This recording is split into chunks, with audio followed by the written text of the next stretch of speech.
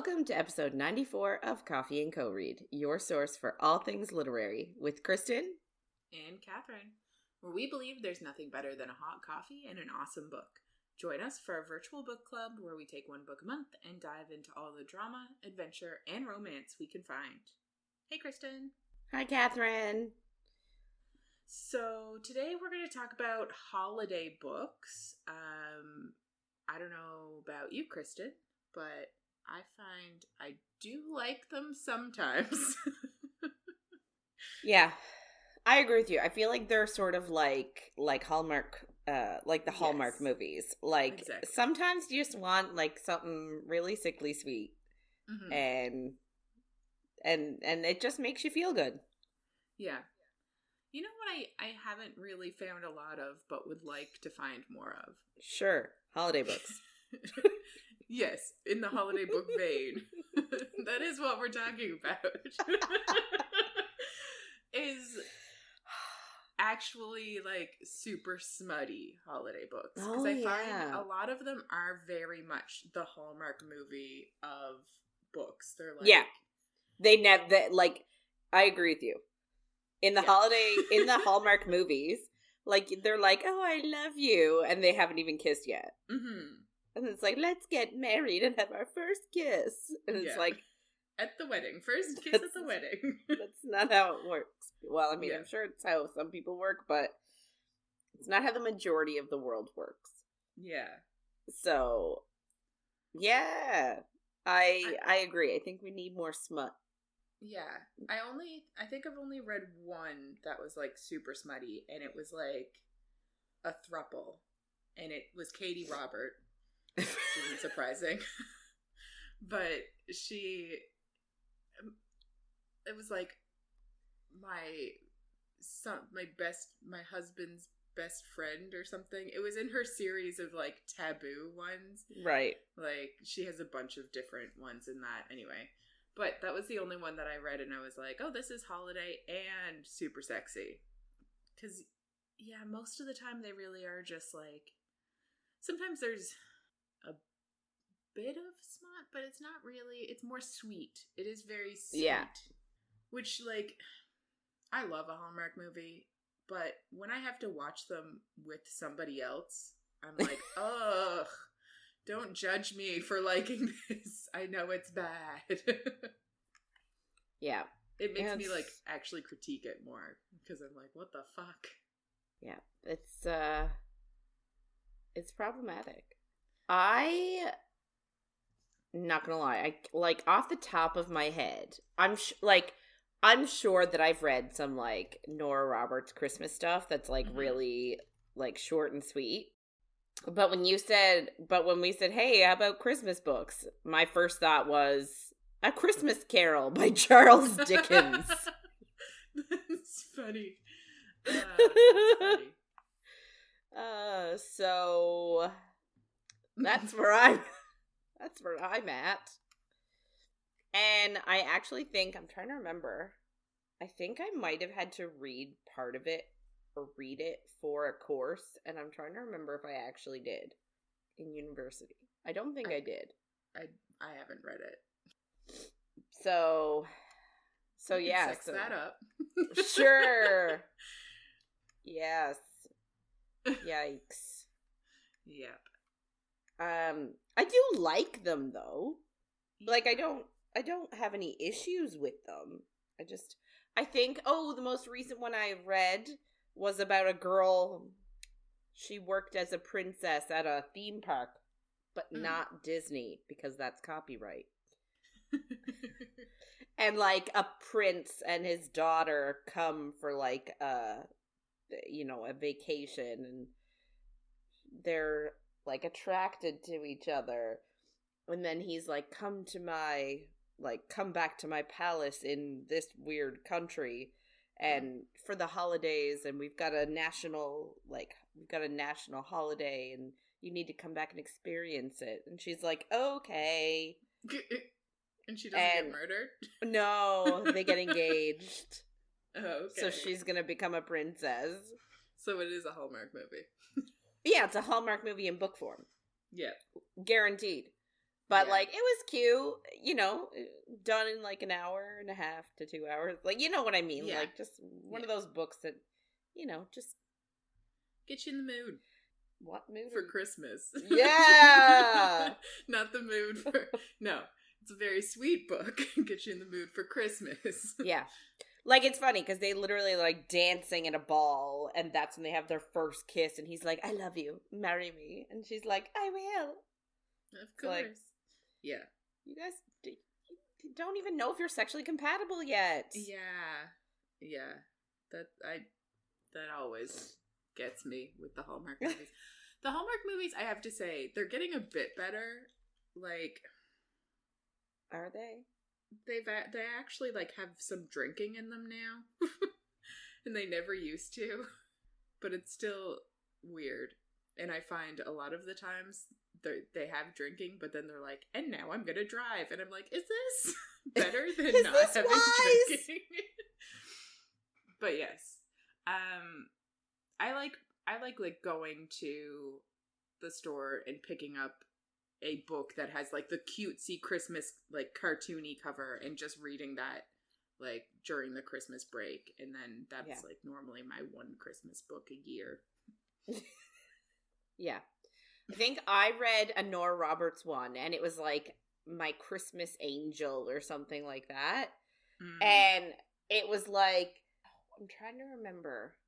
But I think it was, like, this girl... is, like, running from something, and she finds this guy's cabin, and she's, like, 6 months, or, no, she's, like, 9 months pregnant. Oh my god. And, like, he takes her in, and they have chemistry, but of course she's pregnant, so, like, not happening, dude. Yeah. And then, like, she has the baby in the cabin during a snowstorm, and it's very, like... Mary with the little baby Jesus-esque, right? Yes. Because there was no room at the inn for her. Makes sense. Anyway, and then after, like, she's staying in his house for, like, a week, and they're like, let's get married. So they do. And, like, the cover had, like, a little snow globe on it, and, like... Yeah. It was very cutesy. But, it wasn't bad. It just...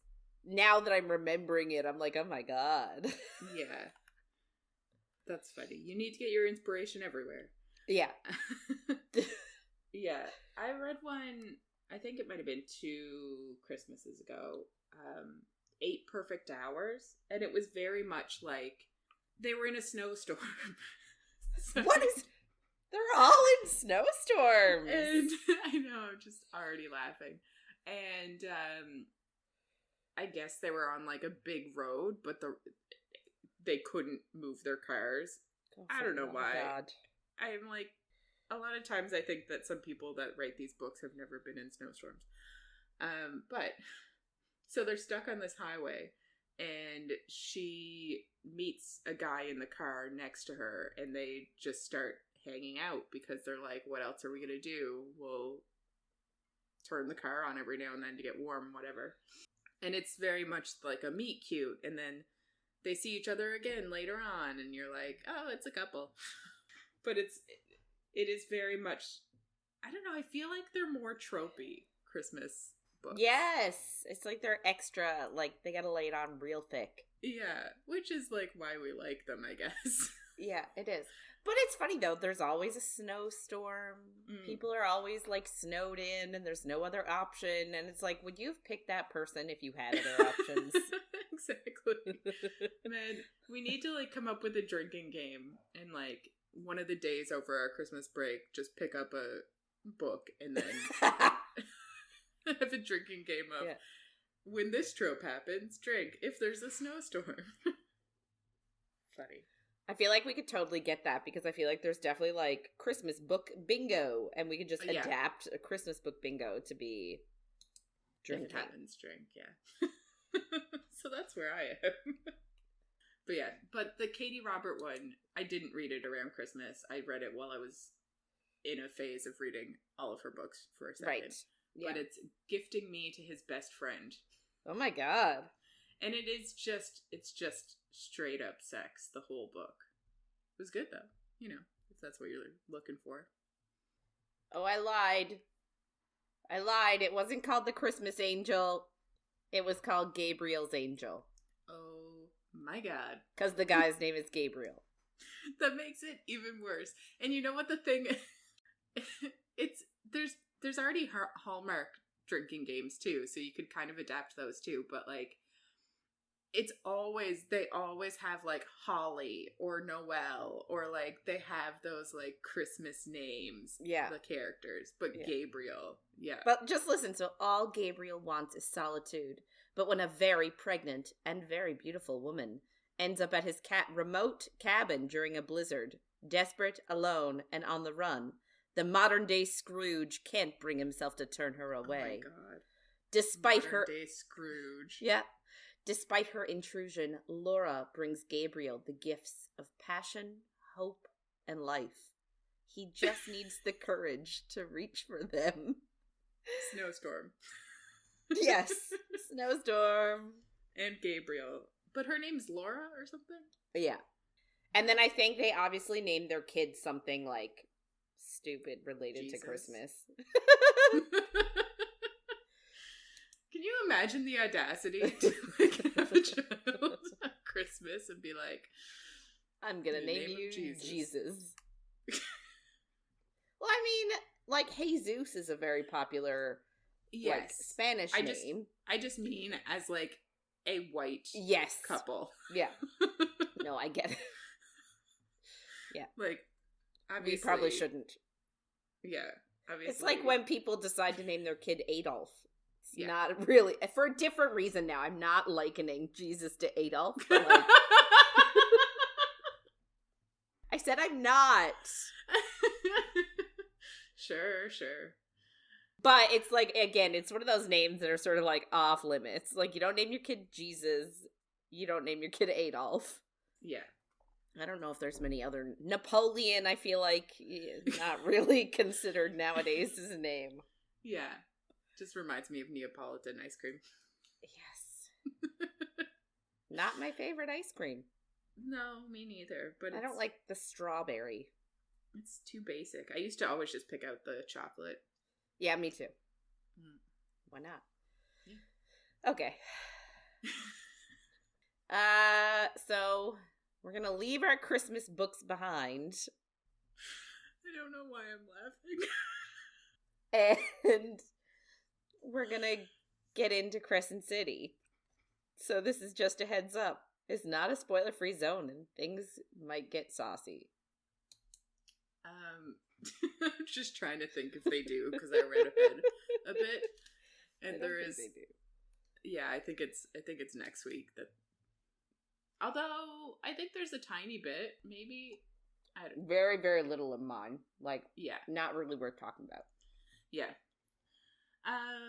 So this is our third week reading A House of Sky and Breath. I always mix those two up and say Breath and Sky, and I just I can't help it. So we're doing chapters 28 to 43.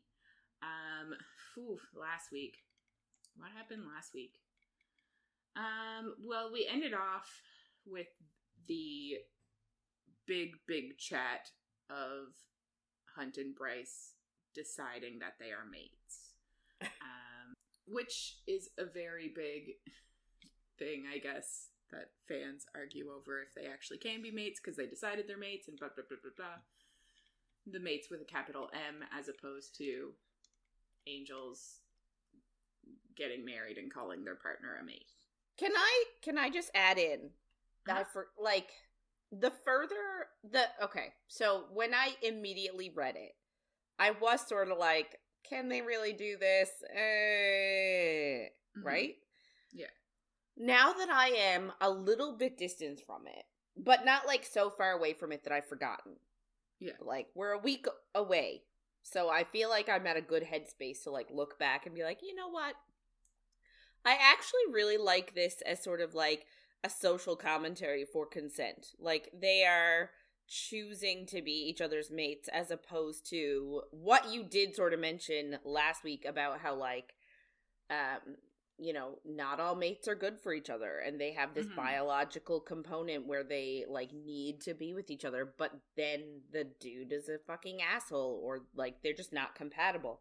Yeah. So, like, I actually, like, people might not like it, but it's almost like it's good that it's different, because it's giving us a different side of, you know, you can choose this, right? Whereas all of our couples that we've seen so far, like Feyre and Rhys, like, yes, they chose each other, but they also couldn't really not. Yeah. Yeah. They were, I guess, lucky that they were compatible mentally, not just physically. Because, like, from what you can kind of get from, like, ACOTAR, and I know mates are different possibly across worlds, we don't really know that. But what you kind of get in ACOTAR is that, like, a mating bond is just about, like, what would give the most powerful offspring, really. Yeah. So, yeah. Any of the mates that we've seen in the books, they're just lucky that they actually like each other. And they do fall in love. So, yeah, I agree. But that also brings up the, like, if that is all that mates are good for, not that, that's not what I meant, but if that's all that mates are intended for, can a fae and an angel have a baby? They must be able to. I would assume so. I don't know. Well, because, no, you definitely can. Because remember, the Hind, we've already learned, is somebody, like a witch for a mother, and the father is from Flame and Shadow, and they are shapeshifter. Yeah. So I guess in this world, literally interbreeding. Yeah. Yeah. Okay. And, like, same thing with Hypaxia. Hypaxia is half witch, half something else, but we don't know what the something else is. Yeah. Do we? Necromancer. Yeah, we did know, yeah. So. But yeah, that's why she's having issues. Because, yeah. So, yeah, it's interesting. But anyway, so a lot is going on in this book. The main group of them are basically helping the rebels now. They're looking for Emil, who was in the prologue. Potentially a Thunderbird. Very important. Rune is talking to an agent through his mind, and they're trying to figure out more of Danika's secrets, because there's more and more and more of them all the time. So that's what's happening so far. Yeah, so this week we start off with Rune's point of view, and he is mind speaking with Agent Daybright, and he's also asleep on Bryce's couch. So he slept at her apartment last night. And the last time that they spoke, Rune was being attacked by Reapers, and she was yelling at him to wake up. So she is glad that he's alive, and he thanks her for helping. And he tells her that he was attacked by Reapers. And then she actually gives him some intel in this conversation, because, like, it seems like most of the time they talk, we're like, are you actually doing any spy stuff here? But this time she tells him that the attack on the spine is in 3 days, and there's going to be a train with a mech suit, 50 crates of brimstone missiles, and 112 crates of guns and 500 crates of ammunition on this train. And she recommends that they destroy it all. Because she thinks, like, if the rebels do try to get any of the stuff off of it, they're likely to be captured. But Rune knows that Ophion's going to want to see the suit, because it is a new suit that has been developed for Veneer. He asks Day, if Pippa is going to be involved in getting the stuff off the train. And she's just like, that's up to Ophion, and she has no say in it. And I just find it weird. It's like he's the connection between her and Ophion. So how would she know that? Like, I just find, I don't think he really understands. No. What's happening. No. Not even slightly. Which is fair, I guess. Like, he's kind of been thrown into this, but it's just interesting. She asks him, though, if it doesn't bother him that, like, people are gonna end up dying and, like, this is a war. But he says that he's been in the auxiliary for a while, so he's used to it. And she tells him it's stupid to reveal anything about himself to her. But he says that they need to trust each other, basically. And she tells him he sounds like a male who's used to getting his way, so she assumes Ophion actually has something on him to get him to help them out, because she assumes, like, a male of his position with power wouldn't actually help unless forced to. Yeah. Just goes to show the type of men she's used to. Yes, but it is kind of funny because it did start out that Cormac was like, if you don't help, I'm going to tell your father about your power. He said after that he wouldn't, but it is kind of funny that it started like that. But then he's like, of course they don't have anything over me. And you're like, well, it kind of started like that. She tells him he's a liability because he's asking about Pippa, and he's trying to, like, talk about, like, he mentions that he knows a Veneer by name, and obviously it's Cormac that's rebelling, and she's, like, kind of telling him off a bit because he really shouldn't be as open. He's really not good at this whole spy thing. No. Sweet baby Rune. Yeah.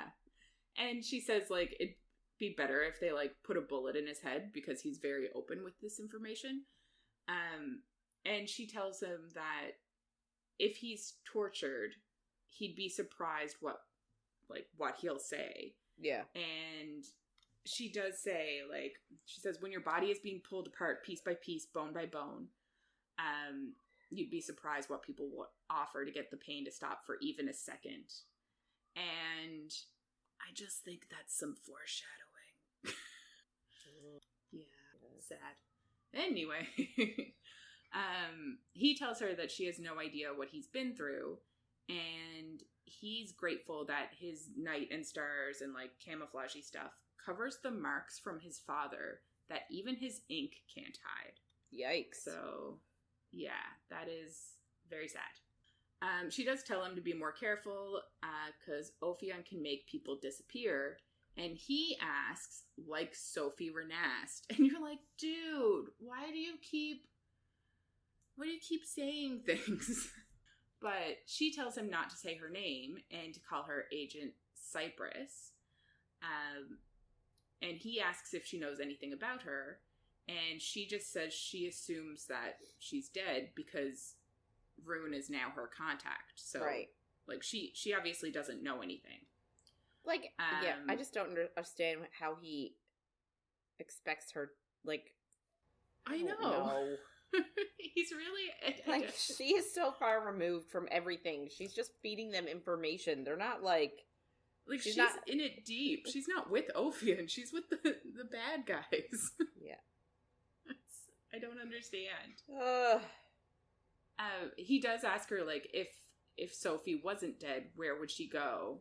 And Day just leaves. She's just like, I'm not having this conversation anymore. I wish we could do that. Like, if we don't want to have a conversation anymore, just, like, leave. Yes, same.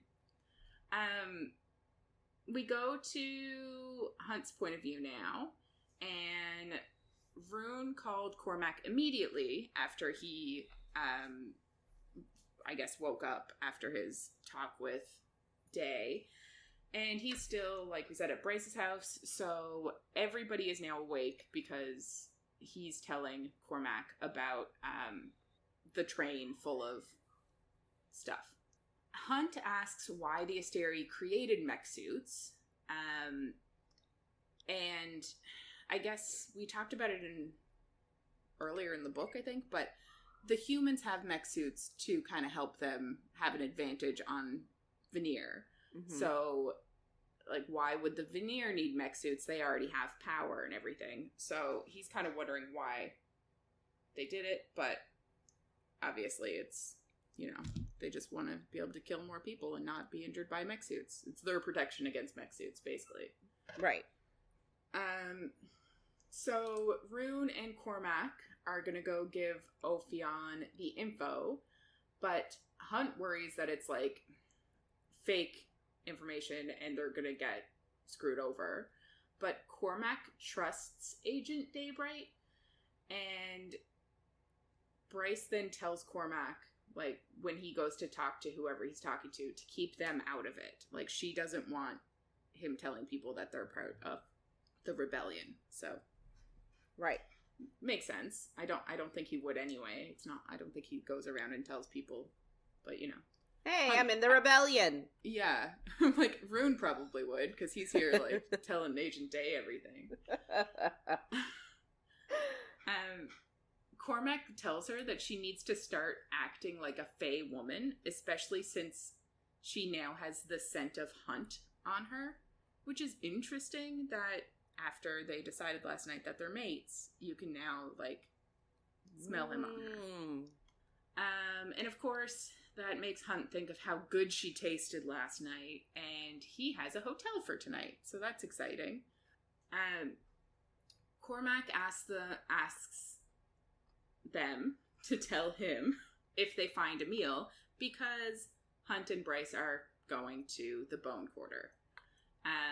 And then Cormac asks Ethan to come with them, and he, Rune, and Cormac leave to go deliver their intel. We go to Bryce's point of view now, and I think this is the start of when it's kind of like, it kind of starts to get confusing about point of views when between Bryce and Hunt, because I think it's almost like it changes paragraph to paragraph, like whose point of view it is. So I might be wrong on whose point of view it is at some points, but anyway, so we're in Bryce's point of view, I think. And they're experiencing the same thing, though. Yeah, they're in the same place. Yeah, So, yeah. They're at the Black Docks, and Bryce has the Star Sword, because Rune didn't want her to go without it. Obviously, it's the only thing they know of that can kill a Reaper, so it makes sense to take it. And she tells Rune mind to mind before he left not to trust Cormac. And you're like, I feel like they're very trusting about information and stuff, but then I don't really understand anything. But they're at the Black Docks, and they throw their death marks in the water, and Baxian actually appears and tells them that this is a bad idea. And Bryce just says they're going to talk to the Underking. And Baxian says he can't tell if this is a joke or if they're the dumbest people that he's ever met. Fair, but also he's like following them around now, which is interesting. But I love it. And I love that he's like, you guys are dumb. And it's like, what? Why are you doing this? And like, you can't say he's wrong, because he's not. So I think we're in Hunt's point of view now, and a boat comes, and they obviously get in it and sail to the Bone Quarter. In the Bone Quarter, they go up 7 steps, which is just interesting because there's so many 7s in this book, and it just keeps popping up, so I assume it's important. But it's cold and dark and drab there, and there are like obelisks with strange symbols on them. And it kind of made me wonder if they're word marks. Oh, yeah. For no real reason other than strange symbols, but could be. Could be. Well, like, correct me if I'm wrong. Has SJM come out and said that it's, like, that it's all 3 worlds are interconnected and, like, that everything is... I thought I read that on Facebook that, like, apparently all, like, even though... I don't know. I just heard that like all 3 worlds are connected. Well, so skip ahead a little bit for spoilers of other books. But in Throne of Glass series, she flies through the worlds. Yes, and she sees Feyre and Rhys. Yes, yeah. And Feyre's pregnant. That happens in Silver Flames, so that is obviously in the same timeline as Throne of Glass. ACOTAR and Throne of Glass are the same timeline. And then obviously this book and ACOTAR are in the same timeline. Yeah. Because of the end of this book. Yes. So the three of them have to be on the same. Yeah. Unless she starts fucking around with time, which is a possibility. Yeah. My thought was that I thought I heard that, like, she's going to purposefully, like, even more deeply connect the three of them. Yeah, and I don't know if we know that for sure, but I think when in Throne of Glass, when she's flying through the world, she does see Crescent City. Right. Like, one of them descriptions of the places she flies through sounds a lot like it. Okay. Which is why someone was like, I think you brought up that she's coming out with a new series, and somebody brought up that scene where she's flying through the worlds, and was like, I wonder if it's going to be about one of these other worlds that she flies through that we don't know anything about. So that would be interesting. But yeah, so I think, like, my theory of it all is that, like, the shifters and the wolves and stuff came from the Throne of Glass world, and the Fae came from the ACOTAR world to go to Crescent City. Yes, yeah. So I kind of think that's where it's gonna end up. Obviously, we don't know.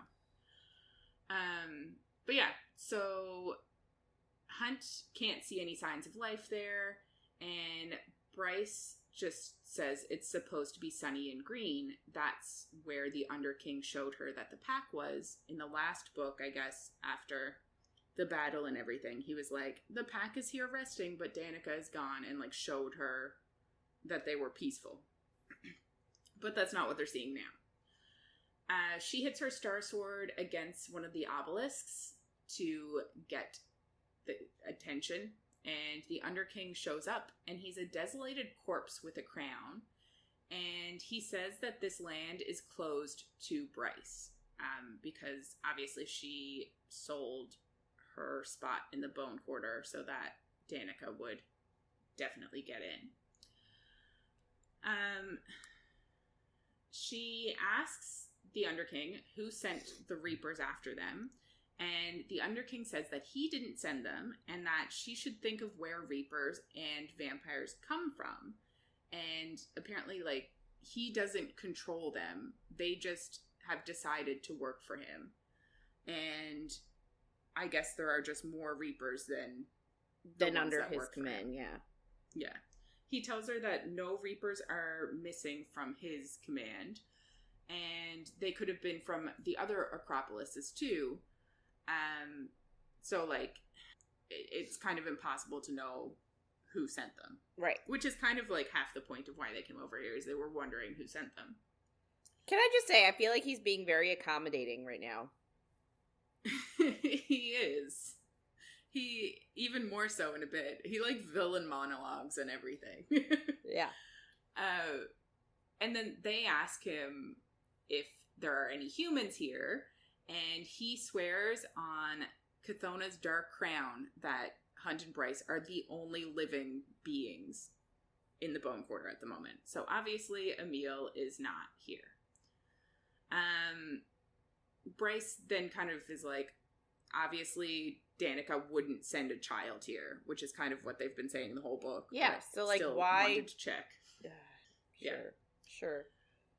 So Bryce asks then where the meadow is that he showed her at the end of the last book, and he tells her she saw what she wanted to see. So that's not great. And she asks if Lahaba is there, but he says lowers are no use to them. So any lower fae don't end up in the Bone Quarter. He then eventually tells them that when somebody... So this is kind of like the big reveal, but he says what someone receives at birth is taken in death, and the quarter is just a step on the way to the void. He also tells them that he hails from a place between stars with no name, and it's the same void that the princes of hell worship that birthed him. So, like, I'm assuming that's going to come up at some point, because the princes of hell are intertwined in this whole story. So, like, are the princes of hell less powerful than the Underking? Because they make it seem like these guys are, like, the be-all, end-all of power, and they're, like, the rulers of hell. I think... I don't think that the Underking is more powerful than the Kings of Hell. Because he's saying... The Princes of Hell. Because he's saying the Princes of Hell worship this place, and that's where I'm from. Yeah, so I wonder if that, like... Is he talking about, like, he is a being from hell? Like, I don't really know what he means by it either, so not really sure. Bryce's star starts to shine, and he says if he knew the power that she was going to get, basically, he wouldn't have made the deal with her. And the king tells them that since Bryce made the drop outside of a center, she still has some first light inside of her.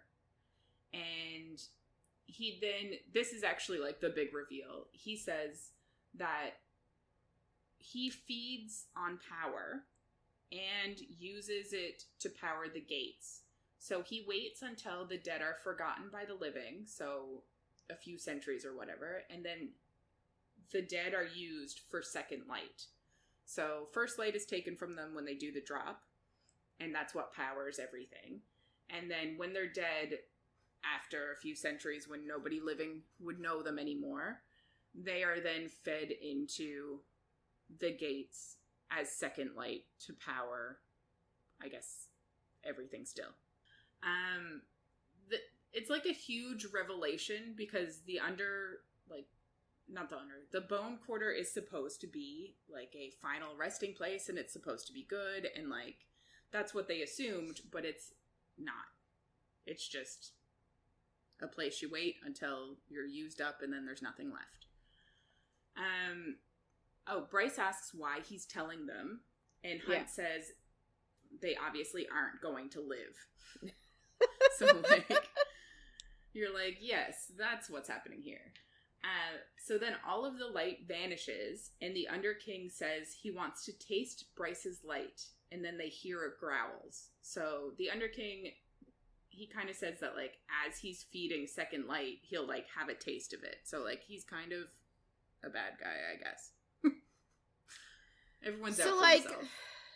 I don't know. So, essentially, the souls stay in the Bone Quarter for however long, and then the Underking eats them. Yeah, and they're used for second light. Like, he takes a taste of it while he's, like, pumping them into the gates so that they can... Oh, so they power the gate. Yeah. Oh, they're used for power. Yeah. Right. Because I guess what we find out later in the book about the Asteri. Yes. But yeah, it's just, it's really crushing for them, and I'm just like, that doesn't seem so bad. Well, like, the fact that he's like, we keep them until they're forgotten about. So, like, yeah, that means they at least have, like, they have some amount of time in the afterlife. Yeah. And, like, most of the people that probably remember them are Fae, or not just Fae, but, like, they have long lifespans. It's not like it's just a short amount of time. So, I guess when the thought is that you'll live forever. And yes, I guess it would be like if we knew for sure that there was an afterlife of some kind, and then someone was like, JK. Whereas now we're just like, is anything real? I don't know. Yeah. But yeah, fun times. We go over to Rune's point of view now, and Ephraim is in town because he's going to be mating with Celestina, we found out last week. And the Hind and her Dreadwolves have arrived. So that is scary. Rune and Ethan are waiting in an alley while Cormac talks to his contact. And Cormac has, like, told them that he thinks that the Hind is going to be looking for a meal too. So that's bad.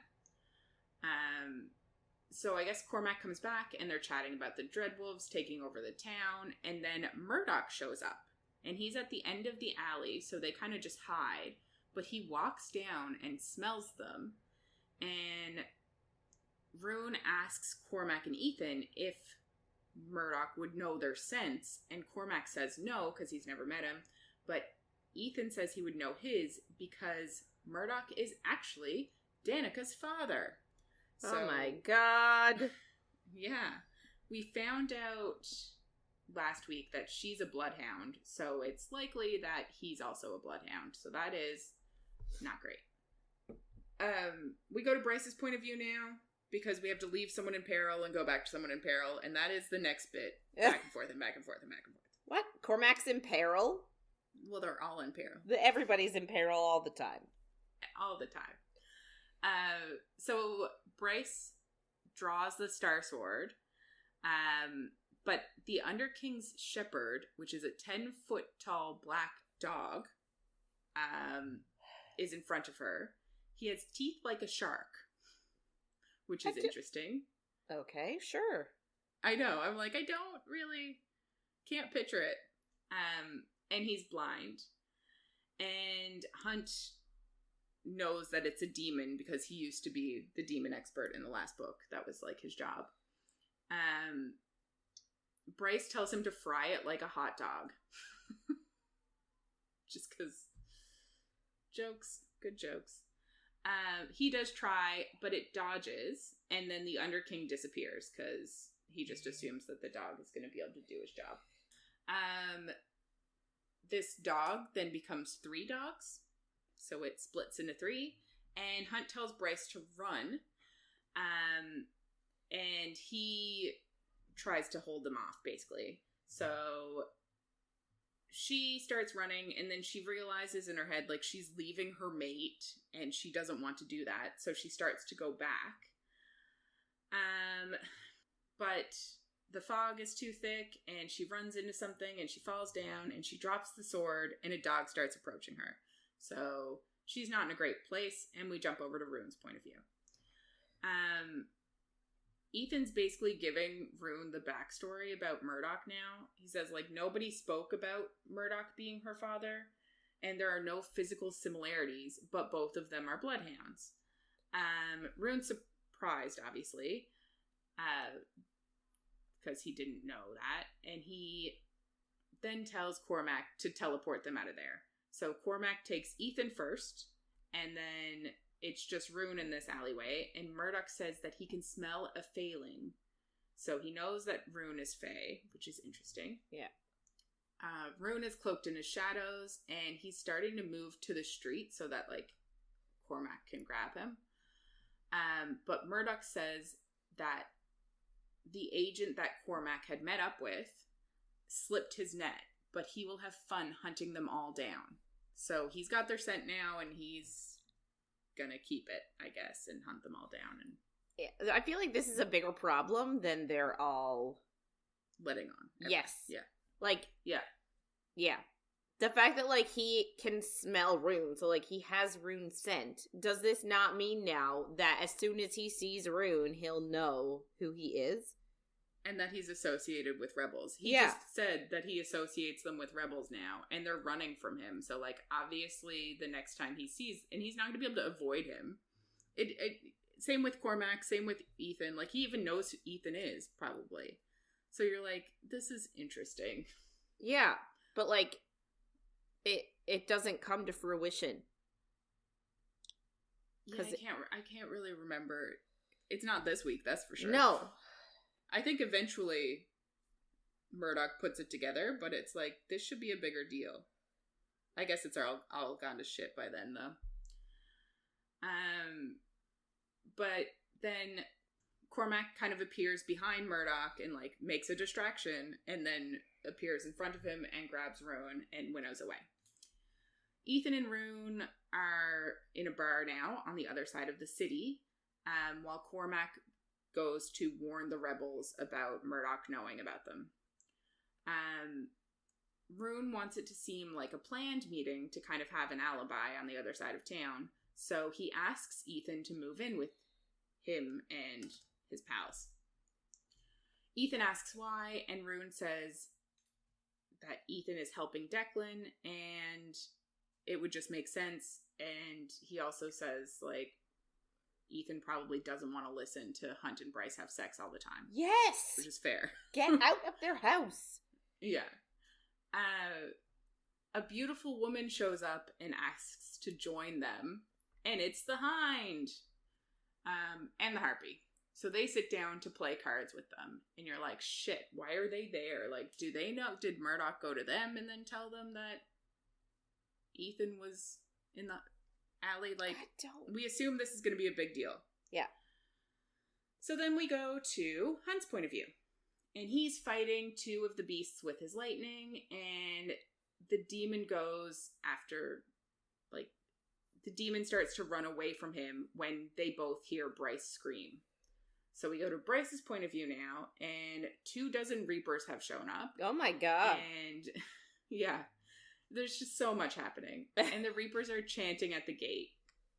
And she knows that the gate is going to siphon her soul, because that's the second light thing. So that's what she assumes is about to happen. But obviously she fights. So she slides under one of the, like, dog beast things to get the sword because she dropped it. And it, like, splits her back with its claw as she's going under it. And I guess that's, like, why she screamed. And she does end up, like, getting to her feet after that, but she is in a lot of pain. So we go to Hunt's point of view now. And the hounds go from the 3 that they were into 1, and all he can think of is his mate. We go back to Bryce's point of view, and Hunt is cloaked in blue lightning, and she thinks of the freeze that we saw in the beginning of this book in chapter 1, which was interesting because I forgot about this completely. I forgot that they actually did use the information on the freeze in this book. But she jumps in front of Hunt, and his power goes into her sword and into her, and I think we switched to Hunt's point of view, but he watches his lightning, like, go through the sword and into her body. So she's like, what's that called when you can take in someone's power? Absorb? Yeah, kind of, I guess. There's a word for it. There's a better word. Like channeling his power or something. I don't know. Anyway, but she's absorbing his power, sure. Anyway, so she's absorbing all of his power in the sword and in her body, and the beast separates into 3 again, and Bryce charges. The Reapers start to flee, and Hunt gets knocked down.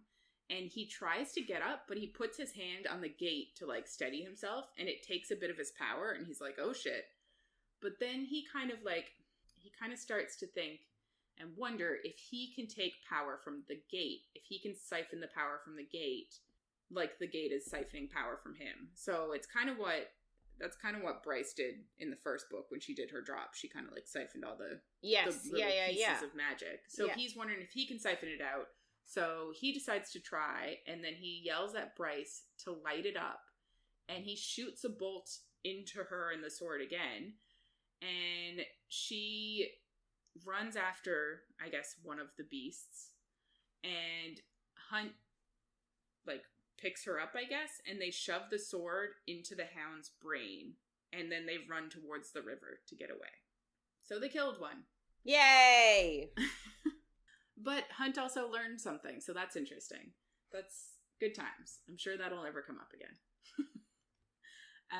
We go to Therion's point of view now, and he is talking to the River Queen, and he tells her that there are 2 more Veneer bodies that have both turned up, and they have been tortured and executed. So it was probably Pippa on her way to try to find Emil.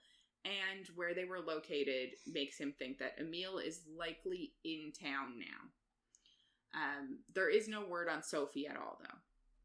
He does say that the Hind and Harpy are in town, but the Hawk isn't. And I completely forgot that there was another one. I also forgot that. I'm like, geez, how many H words are there? I know. I'm like, oh, I don't remember if the Hawk comes up again in this book or not. I'm like, I don't know who that is. I think 5 is the number. Because think about it, like, Micah had Hunt, Isaiah, Naomi, Vic, and Justinian. Yes. Right? 5 of them, and then 2 of them were punished. And then I guess Sandriel had the hellhound, the hind, the hawk, the harpy, and the hammer. Yeah. Fuck sakes. That was good. I was impressed. Yeah, and I guess now Pollux and Baxian have taken over the 2 spots. Yeah, so there's 5 again. Celestina. That makes sense. Good job. Sometimes. But yeah, the hawk didn't come, but everybody else of, I guess, the 4 other ones are in town now because obviously the hammer and the hellhound were already there. Amazing. Yes. So, obviously, the queen tells him that he needs to find the boy, because that is, like, a broken record with her. Yeah. And he can actually see lightning above, because he's, like, in one of her chambers, I guess, which is underwater. And he knows that there isn't supposed to be a storm, so he knows it's, like, if there's lightning above, it's likely Hunt, and he knows that they were going to the Bone Quarter, so he's like, shit. Yeah, shit going down. Yeah. So he's still talking to the River Queen, but she kind of tries to bait him into, like, losing his shit at her. Kind of seems like she wants to kill him or have a reason to. Yeah. She's like, or like she wants to be able to punish him. Yeah. Yeah. So that's interesting. We go over to Hunt's point of view now, and Therian actually shows up there, and he's on his wave skimmer. So he jumps off the wave skimmer, and Bryce gets on, and then Hunt gets on the back, and they start to flee. But, and Therian obviously shifts and starts to swim because he is a merman. Yeah. So they start to leave, but some Sobex, which are the creatures, I guess they're the Underking's creatures, but they eat the dead when their boats tip over. They're the ones that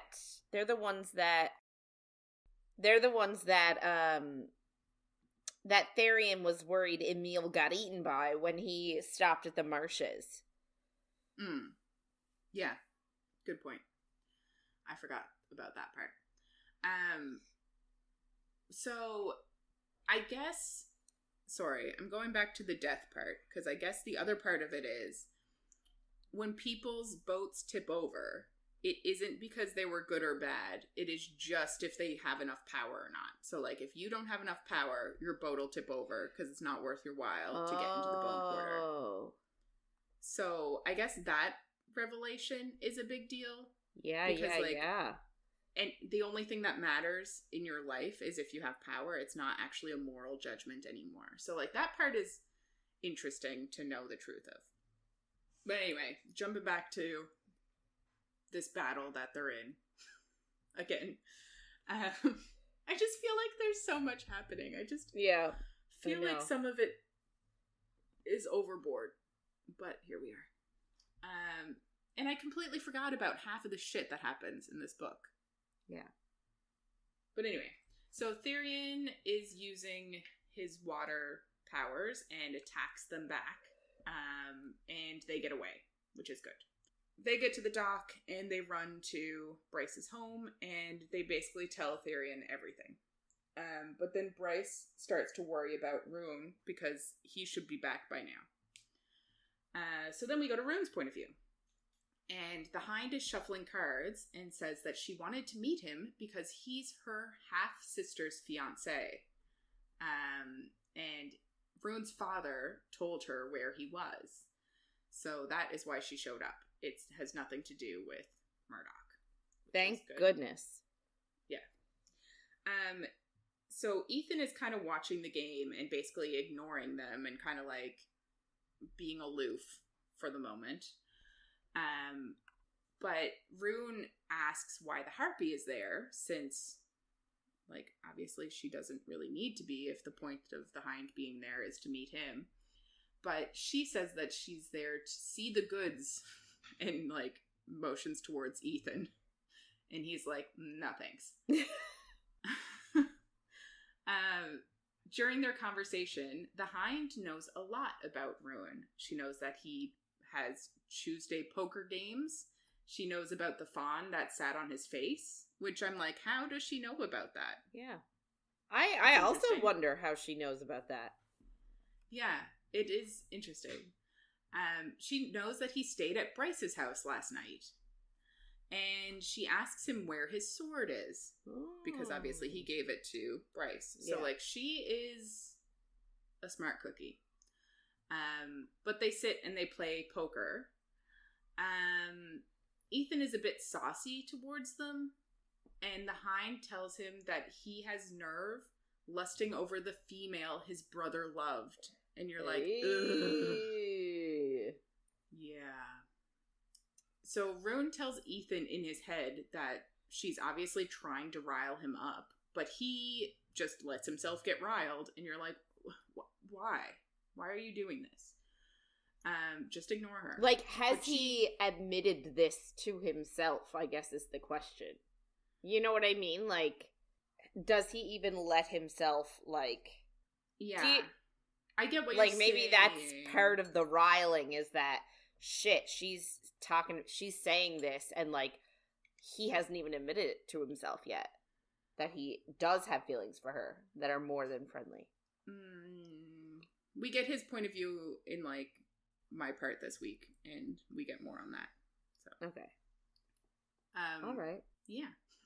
But still, like, if you're working with a rebellion and, like, it's this easy to rile you up, like, it's not great.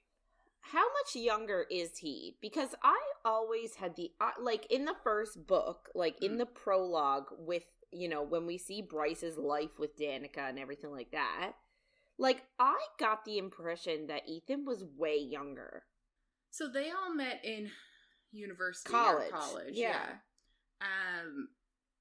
Bryce and Danika and Connor have graduated by the first book, but I think that Ethan was just still in college. Like, he's not that much younger. Like, a few years or something, I think. When they talk about it, it just makes it seem like he's, like, if they were 25, the way they talk about him makes him seem like he's, like, 18 or 19. You know what I mean? Like, yeah. They're like, oh, Connor's little brother. Yeah. To me. I hope not. So awkward. Ugh. Yeah. But yeah, so they're still chatting, and the Hind goes on about, like, the texts between Ethan and Bryce. So, like, she knows a lot of shit. And she says that she knows that he wishes that he had met her before Connor, and that he still kept wanting her after he died, which made him hate himself. So you're like, eee. She's really getting some digs in there, and it's probably true. So the Hind ends up winning the hand, and they all basically leave, and she says to tell Cormac that she sends her love. I don't really know why. Interesting. Bryce's point of view now. Rune and Ethan show up, and she's happy because she was starting to panic and thought about calling their father, which would have been a terrible move. Hunt ends up getting called back to the comitium because Ephraim is obviously showing up, and he needs to be there, I guess. But Ethan tells them they found out he was here the hard way when they played poker with the Hind and the Harpy. Hunt then asks if, like, they know that they were the ones in the alley, because I guess they told them everything. And they say they would be dead if they knew it was them. So, like, obviously they don't know that part yet. Hunt tells Bryce that they'll have to rain check on their dinner and hotel, and he leaves. Aww. Which is sad. They never do get their hotel. No. Therian tells Bryce that he's glad that they worked it out, and Rune says that Bryce smells different, which is interesting. We go to Hunt's point of view now, and, like, his triarii are all gathered with Celestina, and he tells her that she looks beautiful, and he can tell that she's nervous, and he tells her, like, during the night to tug on her earring if she needs, like, an out, and he'll come over and save her. So, like, he's making a friend, basically. Yeah. So Celestina and Ephraim meet, and it's super awkward. Like, he goes in for a kiss, and she, like, turns her head the wrong way, and then she calls him her old friend, and he calls her mate, and it's just, like, they're not on the same page. Awkward. Yeah. Obviously, Sandriel's Triari are there, except for the Hawk, and with Pollux and Baxian, yeah, being there, like, it's bad news, Hunt thinks, because that's all he can think. But the Hind and Pollux are basically, like, staring at each other because they've been separated and they want to fuck right now. So, also awkward. Hunt wonders if Celestina has even been with a male before because of how awkward this is, I guess. And then he wonders if the Asteri would even care about her preferences. Yay. And you're like, I don't. It just seems... It kind of rubbed me the wrong way. That he thought about it? Or no, that... the word preference, for one, being used. Yeah. Kind of rubbed me the wrong way. It's a little bit foreshadowy, though. Yes. And I kind of wonder if that's why it's there. Yeah. But I was just like, this is weird to just think of. Yeah. About your boss. I wonder if she's had sex before. Yeah. Yeah. It was just weird. But obviously it is there for the foreshadowing.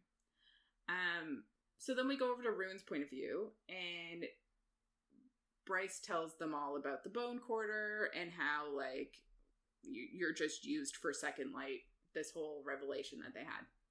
Mm-hmm.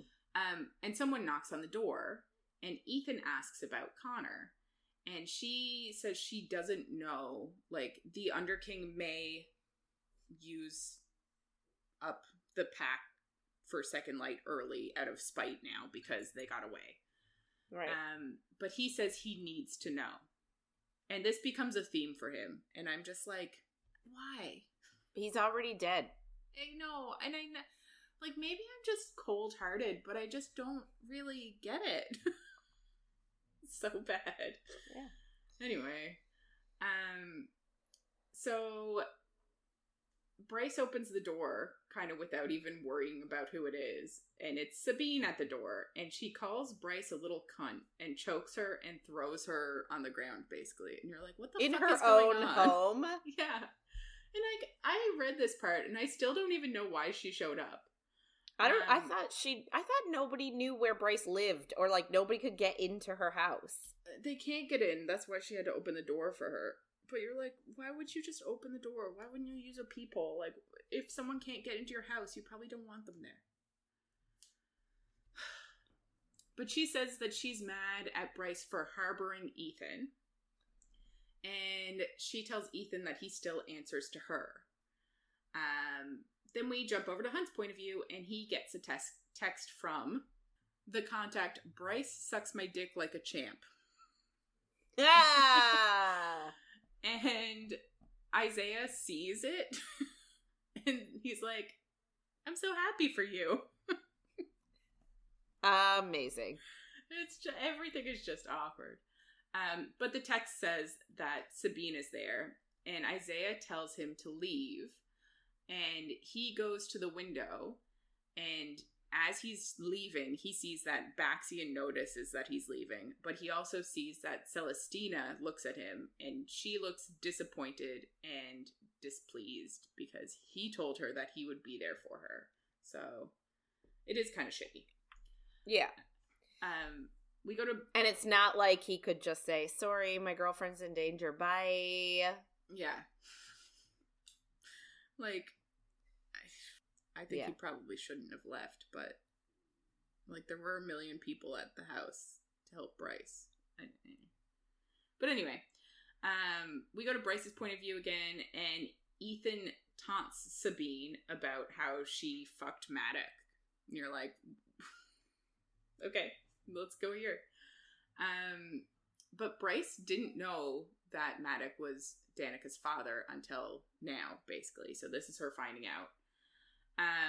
Bryce asks Sabine if Danika was a rebel, and Hunt shows up, and then Baxian shows up. And you can kind of get that there's some history between Baxian and Sabine, but we don't really get into it. But Sabine ends up leaving because she's outmatched, I guess. And Hunt turns on Baxian.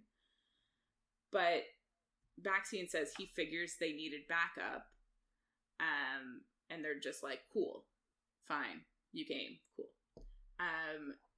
Bryce asks... It's like, he's just trying his best. I know. I kind of love him. I'm like, this reread, I like him a whole lot better than I remember liking him in my first read. But I really do like him. Bryce asks Ethan about Danika and Maddox then. And she wonders why Danika didn't tell her. But he just says, like, it was her secret and, like, she didn't want people to know. But Bryce kind of feels like she has a shitty father. Like, she could have, I don't know, related. So, yeah. Secrets. Baxian tells Ethan that he wouldn't have won against Sabine tonight, but maybe in a few years. And, like, that kind of pisses Ethan off, but, like, he also thinks about it and is like, that's true. Yeah. Ethan tells Rune then that he's going to accept his offer to live with him, and he leaves with them, and with Rune, and Therian leaves too. Baxian asks why Sabine showed up, and asks about her knowing that Murdoch is Danika's father. And he basically tells them that, like, Murdoch went to visit Danika, and it went so badly that he ate a couple afterwards. So he just, like, attacked a couple in the streets and just started eating the female while the male was still alive, being like, please stop. And it, like, made the news and everything. But it was because his meeting with Danika went so badly. How does Baxian know this? Does Murdoch work for the Hind? Is that what I thought Murdoch worked for the Asteri. Yeah. Like, I thought he was in intelligence, like, counterintelligence for the Asteri. Yeah. Maybe. Because, like, I didn't know if he was, like, part of the Dreadwolves that the Hind has. Like, maybe. I don't know. I don't remember. But yeah. So I guess maybe he was around the Triari. I don't know. Clearly he works with the Hind in some capacity, or he wouldn't be there. And maybe the whole Triari. But anyway. Bryce asks Baxian why he's there, and he says that he's Hunt's partner. And Bryce kind of just tells him that he's gonna fit in well here, which is kind of cute. Hunt, I know. I like it. I like it a lot. Hunt and Bryce go to bed then, and they kind of debrief each other. Like, they had a large day. He's mad that she jumped in front of his power, because she obviously didn't know what was going to happen. Like, she's lucky that it didn't kill her. And then he tells her that wherever she's headed after this life is where he wants to be too. So it's kind of cute. They're, like, talking about how the Bone Quarter isn't real and they want to be together after they die. Aww. We go over to Rune's point of view now, and he went home and told Declan and Tristan that Ethan is living with them now, so that's just a thing. All good. They're cool with it. He is asleep, and Day shows up, and she reminds him of Lahaba, because she's, like, obviously covered in flame, but she's also sitting on a fainting couch. He tells her that they, like, told Ophion about the train thing, but that they almost got caught by Murdoch, the Hind, and the Harpy. And she tells him Murdoch is deadly and asks where he is, and he tells her that he's in Lunathian. And she's like, why are you telling me so much? Yeah. Even though she asked. Yeah. And feel like she didn't actually want him to say. Yeah. But he says it would have been obvious anyway because, like, she can easily figure out where Murdoch, the Hind, and the Harpy are. Yeah. And she asks him, like, why she's there, and he realizes, like, his mind reached out to her after the hard day that he had. Like, he doesn't have anything to tell her, she doesn't have anything to tell him, he just automatically reached for her. And you're like, I wonder why.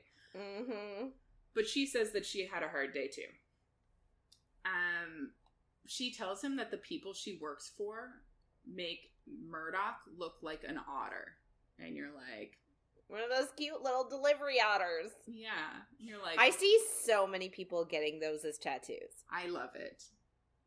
It's so cute. I do need to finish a series, though, before I get a tattoo. Yeah. Because what if they end up the bad guys? The otters are the bad guys. The otters are the bad guys the whole time.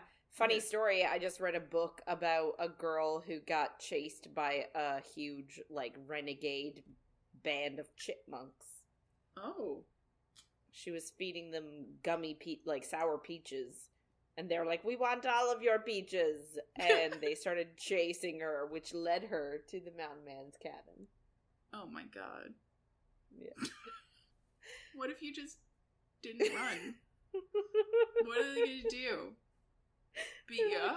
Like, how are they going to beat you up? I'm going to cry. Oh god. I feel so dumb today. Anyway.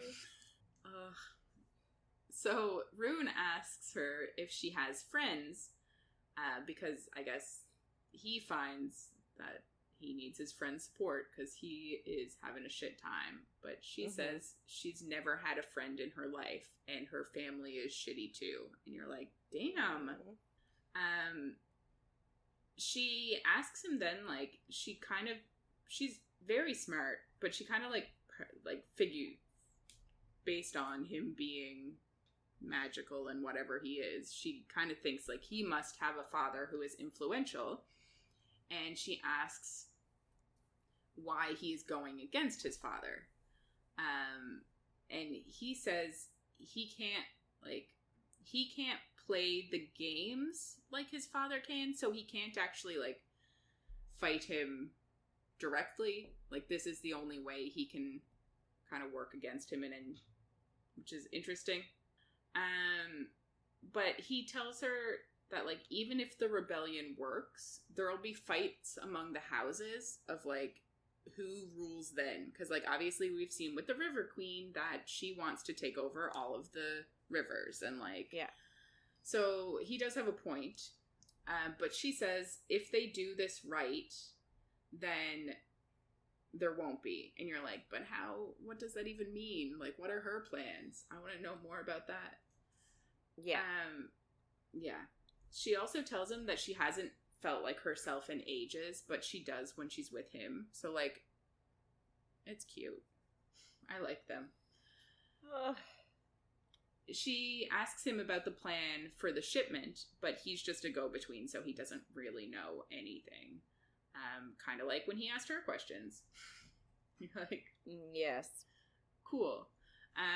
But then we jump over to Ethan's point of view. And he thinks he would have slept anywhere to be away from Bryce and Hunt.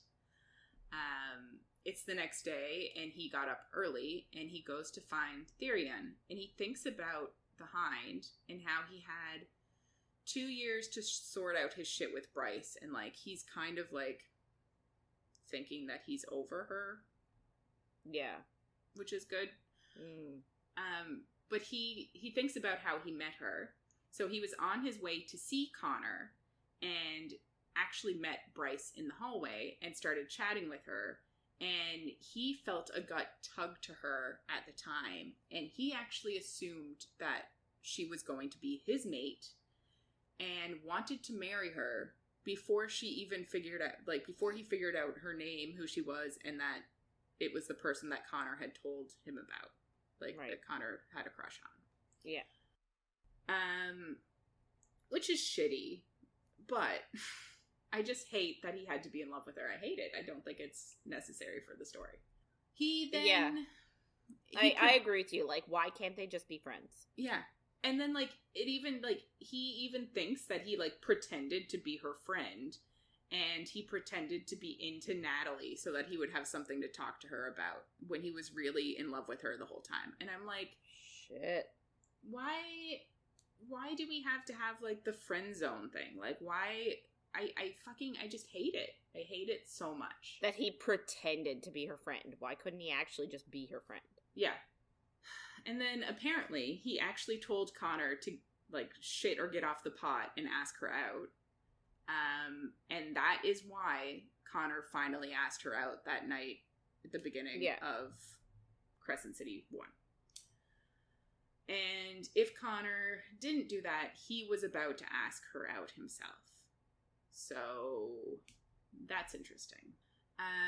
He does think he's happy for her, but he is worried about Connor. Because he's worried that he's going to be used for Second Light, I guess. Like, he's very... It's just an odd segue. Yes. It's like he's hyper fixated on what's happening to his brother after his death. Therian shows up then, and Ethan asks him to take him to the Bone Quarter to see if his brother is still there, but he says no. They need to find the kid. He tells Ethan to get some gold marks and to get Bryce because they are going to see the Mystics. We go to Bryce's point of view now, and she is at dance class with Juniper, and Juniper tells her that Corinne, who entered, I guess, the dance school 2 years ago, just got promoted to a principal. And, like, that's obviously very weird that she got the part because obviously Juniper is much better, but Juniper is being punished for helping people in the first book. But she says that she's going to keep fighting for principal, and after the class is over, she just leaves because she's obviously frustrated. Yeah. Bryce talks to the instructor, Kira, about Juniper, and, like, the instructor's not surprised. And then Bryce calls the director of the dance company and says that she's the Fae Princess kind of thing. She throws her name around. We go to Hunt's point of view, and he's working out, and the Harpy shows up to say that Celestina wants him. Like, wants to talk to him. She doesn't want him sexually. He's worried it's about rebelling, obviously, but the Harpy tells him it's because he left last night, and he's kind of relieved by that, because obviously he doesn't want to be killed for being a rebel. So he gets to her office, I guess, and Celestina asks what happened, and he says that it's private, and she tells him her mate saw it as him and Baxian ditching her for a Fae Royal. So, like, it's kind of a slap in the face. And you're also like, I love Baxian, but, like, he probably shouldn't have drawn more attention to Hunt leaving by leaving too. Yeah. Agreed. He apologizes and says it won't happen again, and she tells him he needs to stay in the barracks for 2 weeks as, like, a punishment, basically, and that he needs to help Baxian adjust. So he leaves, and when he goes outside, the Hind is waiting for him. He asks what she wants, and she asks about Rune and Ethan and Therian all being friends together. And you're like, and he tells her Bryce has a hell of a video gaming system to get, like, this odd group to kind of be friends together. Yeah. And she just says that she'll find out. And then Baxian shows up, and she asks why he went with Hunt. And Hunt passes by him and just says not a word as he goes by, and Baxian says he doesn't answer to her, but she counters, like, he answers to the Asteri. So, like, Hunt leaves them to have their own chat. Lovely. Yeah. So that's a lot that happened. But then even more happens. There's so much in this book. I'm, like, overwhelmed. So we skip to Bryce, Therian, and Ethan are all going to see the Mystic that you literally just mentioned. Even though Bryce is, like, super creeped out about it, she's not here for it. So they knock on the door, and they're let in, and the old man that runs the shop, we'll say, is a veneer, but he looks like human. Like, they can't really tell what sort of veneer he is, just that he's veneer. And, like, he's super creepy, and he's got these rings on his fingers, and there are, like, fire sprites locked in the rings, and they're all, like, banging on the rings to get out. And, like, so obviously this guy owns them as slaves, and he wears them as rings to harness their power. And, like, Bryce is, like, sickened by it, especially, like, given the whole Lahaba thing.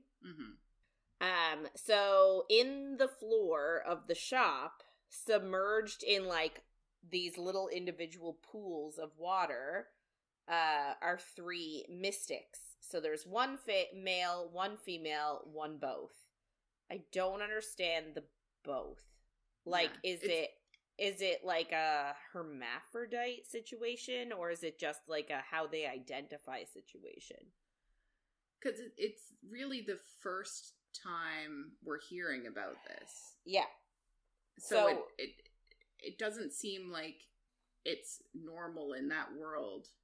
No, so it's sort of like an underground, like, so mystics are like, they can harness their power to sort of, like, see into the future, see into the past. Like, they can, like, go into their minds and sort of do what Rune does, but they can, like, go anywhere in time and space.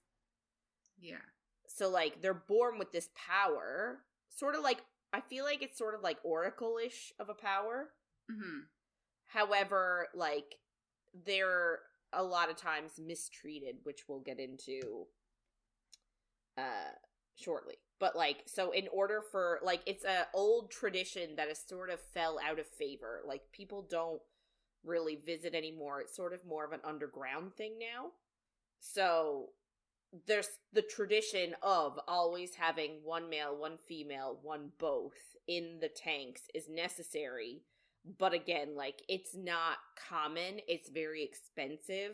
And, you know, like, you gotta know somebody who knows someone in order to, like, get in to see them. Like, it's not a common thing that happens nowadays.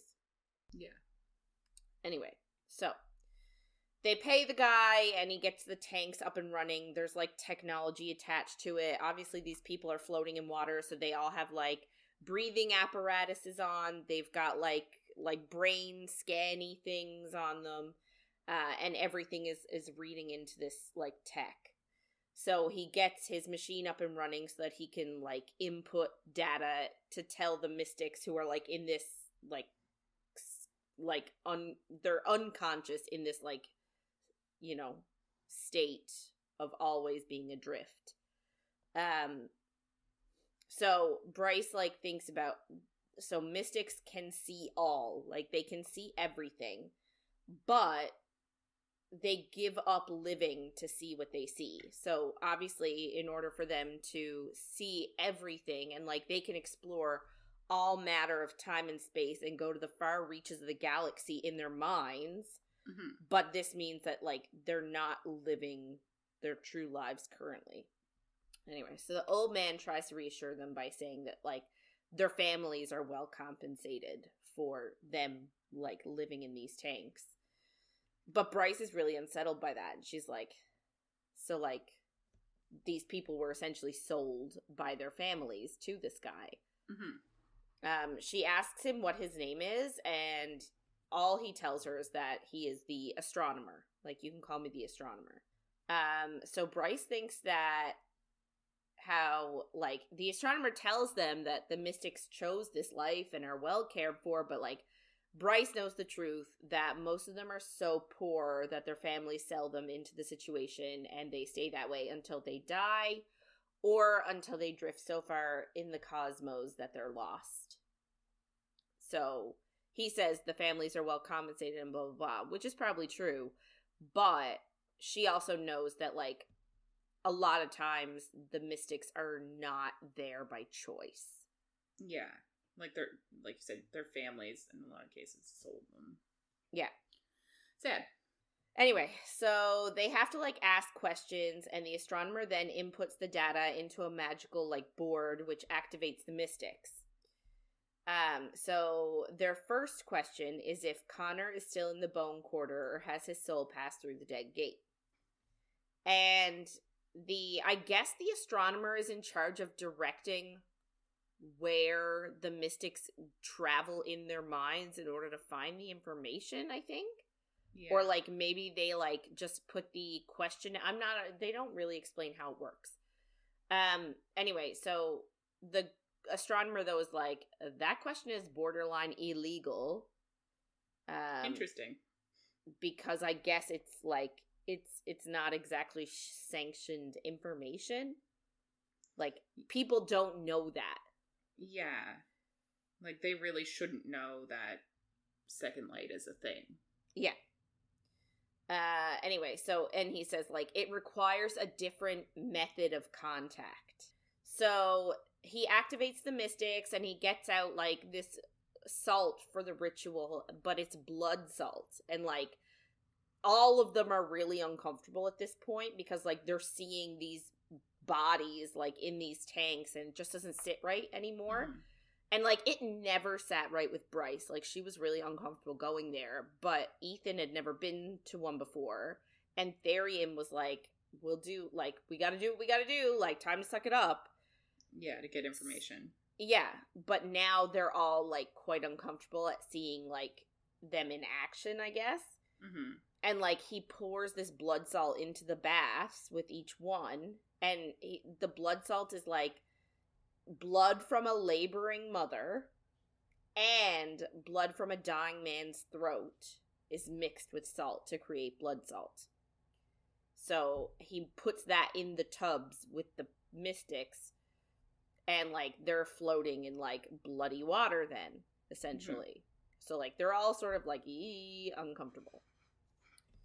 So, the male mystic is drawn down into the chasm of hell, and they're like, oh, that's probably where Connor's soul is.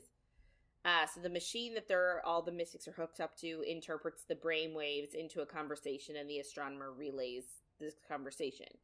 So the mystic is drawn down into the chasm of hell, and he speaks to someone there called Thanatos, who is apparently the prince of the ravine. And the mystic asks if he'll answer his questions, and he asks about Connor, but Thanatos asks, like, who's asking? Mm-hmm. And the guy's still like, will you answer my questions? Because I guess it's normal for him, right? And he sort of thinks, like, he's safe because it's just his brain it's just his mind. It's not his body. So he considers himself safe. Anyway, so he asks the demon the Thanatos guy asks, like, I want to see these people that are asking these types of questions. And then he, like, he overtakes, like, the mystic and, like, manages to open his eyes and, like, sort of see through them. Mm-hmm. And then the demon, like, sort of gets to speak through the mystic, and, like, they have a conversation. And, like, he's menacing, like, they're uncomfortable, but he's actually not unpleasant. He's polite, like, he's answering their questions. He's not, like, he's not an immediate asshole, which I find a lot of these guys are. Yeah. Right? Like, fair. Apollyon, same thing. He's like, you know, when we meet on the battlefield, I want you prepared, so I'll let you train for a bit. Like, that's gentlemanly. And then, like, the Underking is like, sure, I'll answer all your questions before I try and murder you. And, like, yeah. not unpleasant. So this guy's the same thing. They're not unpleasant. Fair. So he answers their questions. They ask, like, is his soul still in the bone quarter? And he's like, yep. And they're like, is there a way to save him from his fate of becoming Second Light? And he says, only the Asteri would know how to save those souls from the Dead Gate.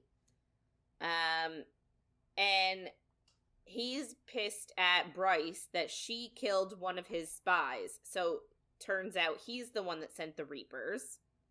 And she killed one of them. And he says, like, he respects her, but for that, because she killed one of his spies, if they meet on the battlefield, he'll kill her. So, like, there's another prince that wants to face her on the battlefield. Are we gonna meet all 7 of them? Because, fuck, I can't keep track. I know. They ask if he knows about Emil, like, have you heard anything? Do you know where he is? And he's like, nope, have no idea who that kid is. And they try and ask him more questions because they're like, oh, this guy's being helpful. But he's like, I'm actually done answering your questions. So, and like, you've sent me this lovely soul. I would like to taste it. And like, he starts to like sip at the mystic soul. And of course, the mystic internally starts screaming and then starts like, the power goes out and like the mystic is like thrashing in the tub and Thanatos is like, I'm going to keep this soul to play and like it's so tasty. So then he starts being really menacing and like they're all like, oh my god, we have to get this mystic out of the tub and get him conscious again to pull his soul back into his body. But like then all of the mystics are freaking out and they're all like thrashing around, and then for some reason they're all like drowning, and the astronomer is like, they're all just like, just shut the machine off, and he's like, I can't, there's a process, and like if I just shut it off their minds might shatter, and Ethan is like, fuck that, like just turn it off. So he doesn't care, he just like runs over to the male mystic and like breaks open his tank and pulls out the guy's respirator and feeding tube and like brings him to consciousness. Then he does it to the other 2. And like obviously the mystic is pissed, or the astronomer is pissed, because he's like, you literally just broke all my fucking tanks, dude. And like all the mystics are awake. Yeah. And the female mystic is yelling like, send me back, send me back. She's like freaking out. So she obviously wants to be in the tank and wants to be like floating through the cosmos. Anyway, so they're just like, okay, we're leaving. Like, the astronomer is pissed. So they're like, okay, we'll go. So they're like, that did not go well. No. So, like, they leave, and, like, Bryce is really pissed at Therian for making them do that, because that was super uncomfortable, right? And she calls him ruthless, and hits back that, like, he was like, listen, my family's at the mercy of the River Queen, I'm gonna do what I have to. And she's like, my family is at the mercy of all Vanir. Like, you're not the only one that has family like suffering, right? And she essentially tells him to like fuck off, find a meal on your own, I'm done working with you. Anyway, so then all of a sudden Mordok is there and he's wondering what they're doing in that part of town, and like he's a huge asshole to them, and they just walk away. Like they're just like, okay, bye, and they just leave. And as they walk back to the square, Bryce sort of, like, forgives Therian, because they sort of have to appear as a, like, they have to, like, band together to, like, be like, okay, bye, Mordog, like, it's fine, see ya. Yeah. So, yeah. So they walk back to the square, and Bryce is like, I'd rather deal with Therian than this Mordok guy. So she does forgive him. So fast. And, yeah. Like, it was, like, immediate. She was like, fuck off, I hate your guts. And then it was like, actually, no, I don't. Actually, you're not as bad as that guy, so I'll keep you. Yeah. So we are into Hunt's POV next. He's having lunch with Isaiah, and they're trading gossip. And, like, it's true, that's what they're doing. I know. Because Hunt is like, we're not gonna wait till the winter solstice anymore to have sex. Like, they're literally talking about his sex life. Oh, God. Anyway, and, like, Baxian sort of approaches and sits down with them to eat lunch because they have, like, a table just for the Triari in the lunchroom. Mm-hmm. So, like, he comes over and sits with them, and they have, like, a weird exchange and just talk about the differences in Sandriel's rule versus Celestina's rule and whatever. And, like, Isaiah essentially just tells Baxian, like, he lays down the law, and he's like, listen, like, make a mess in my city, and I will fucking end you. He's been nothing but gentlemanly. Yeah. Like, he's been a good guy. Why are we so mean to him? I know. Anyway, so he's like, see ya. Like, I've had enough of the gossip. And Hunt and Baxian then leave shortly after that to go back to their dorms. And Hunt sees that, like, Baxian's room is empty. And says that, like, his life was empty like that, too. And Baxian's like, what changed? And he said, I met Bryce. And, like, Baxian looks really sad and lonely at that. And we know why. We do know why. Anyway, it's really sad. Yeah. So, like, Hunt sort of, like, I feel like tries to extend the olive branch at this point, and, like, fucking finally. Right. And he offers him, like, do you want to come play some video games? They're gonna play, like, it's like a base, like, NHL 23 or, like the NBA, like, it's like a sports video game, and they play, but it's Sunball. Yeah. So they play for a while, which is cute. So later that night, he's talking to Bryce on the phone, and he tells her that, like, you know, he has to stay at the barracks for 2 weeks as his punishment, and, like, he's only allowed to leave on official business, so, like, he can't even, like, pop by to see her for lunch or anything like that. Meaning that after the 2 weeks, like, they're not going to be able to have sex for 2 weeks. Yeah. I just find it, I don't know, like, I think I'd just quit if my job was, like... Obviously, as a human person in the world I live in now, yes, I would. If my job was like, you're staying here for 2 weeks and you can't leave, I would quit. But I get that, like, I guess he doesn't have that many choices of jobs. Like, what else would he do? Yeah, I don't know. I would quit though. And I feel like he could quit. Like, Bryce is a princess. She don't need money. Like, he don't need. Yeah. He can just be her house husband. Yeah. That's a good show on Netflix, House Husband. There's a show called House Husband? Yeah. Oh, didn't know. But yeah, he's free. He could easily just quit, and I maybe I'm just trigger happy on quitting, because that's how I feel. But I don't know. I would quit. 100% quit. Yeah. Anyway, so... he's talking later that night, like, so they're talking on the phone, and obviously things get suggestive, and then they start to have phone sex, and he tells her to reach into her side drawer, and she pulls out her vibrator, and, like, he's, you know, giving himself a hand job, and, like, he's telling her what to do with the vibrator.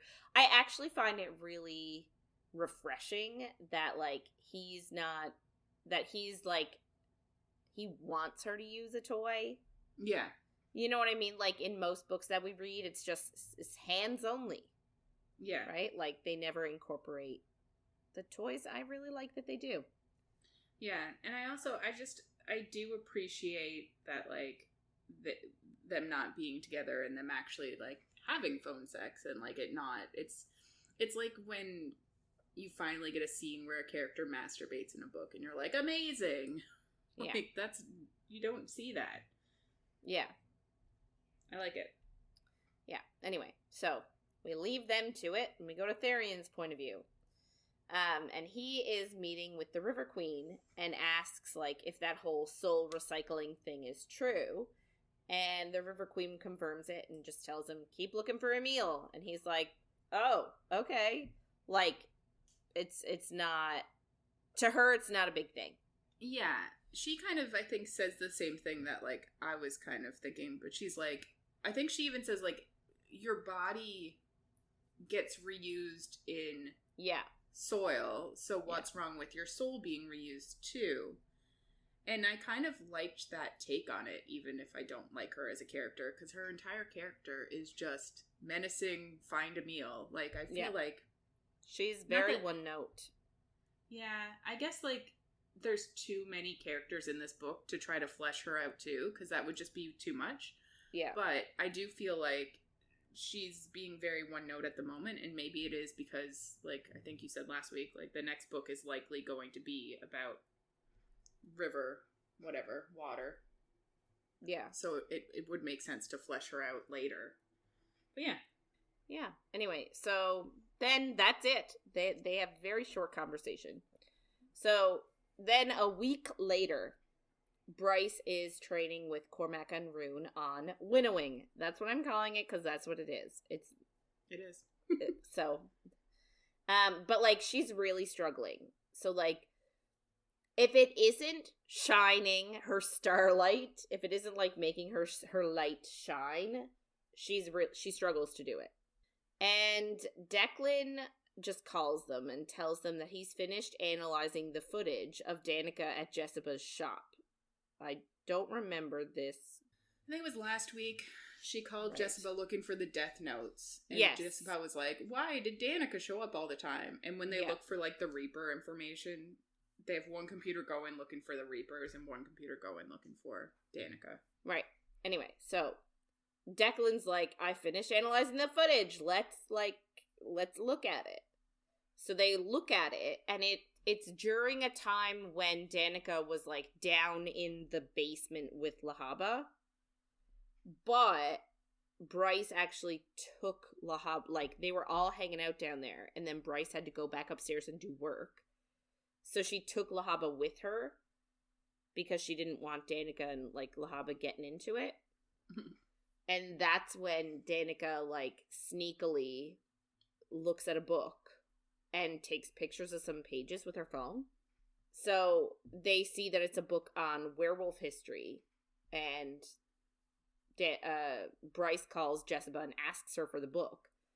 And Jessica's like, no, I'm not your errand person. I'm not like anything to you. Like, no. But then she just sends them the book. Yeah. I kind of love it. It's like she can't like give up appearances of being a bitch, but she still wants them to do well. Yeah, she's got a soft spot for Bryce for sure. Yeah. So they look, and it's literally like they look for the pages that Danika was looking at, and it's literally a family tree of Danika's line going back 15,000 years. But there's no public record of anyone in the line until 5,000 years ago. And they're just sort of confused, like, why Danika keeps that hidden. Like, why did she feel the need to hide that information? And two, like, why is it the public record keeping it hidden? Yeah. So they're like, Bryce is like, I need to go ask the Prime. Because the Prime likes her. Danika's grandfather. Sabine's father. And, like, they're just immediately, okay, let's go. Yeah, it does. So, like, I think Declan starts a commotion to, like, draw attention away from whatever part of the city they're in to, like, get the guards to look away. And Bryce literally just, like, runs. And, like, the Prime is just right there. Yeah. Like, it was not hard for her at all. No. And she asks him about the ancestors, and he says that they have that, like, even though on paper, like, their official record only goes back 5,000 years, they have kept them alive through word of mouth. Mm-hmm. And that they are on the Asteri's, like, they're on the Asteri's leash. They've, like, lost their true wolfhood. But he thinks that Danika would have gotten them back to their true selves. So, I don't know. So, like, Bryce is like, okay, thanks, bye. But, like, it was just such a quick It was just such a quick conversation, and, like, I don't feel like the information was that useful. Yeah. So I don't really get it. And, like, obviously something is going to come up about this. I don't even remember if it does in this book. I just can't remember. Or if this is another thing we're waiting on more information on. But like, maybe. Yeah. Anyway, so, like, Bryce can see, like, a wolf, like, running for her because she's not supposed to be there. And, like, she doesn't want to get attacked. But, like, she quickly tells the Prime about Ethan being kicked out. And, like, the Prime didn't know. And he seems pissed. So Bryce and Declan just, like, they just leave and run back to her apartment. And it was just, like, a quick little jaunt out to see the Prime. Yeah. And Cormac is at her apartment door, and he's, like, bloody and dirty. So apparently Mordok and the Dreadwolves ambushed the op that Cormac was on with the rebels to get all of that, like, the mech suit and all of those, like, the ammunition and everything. They wanted to get it and take it. And Mordok and the Dreadwolves were there. But they did still manage to, like, steal everything. And he tells them that they plan on bringing the prototype of the mech suit for Veneer to an island off the coast.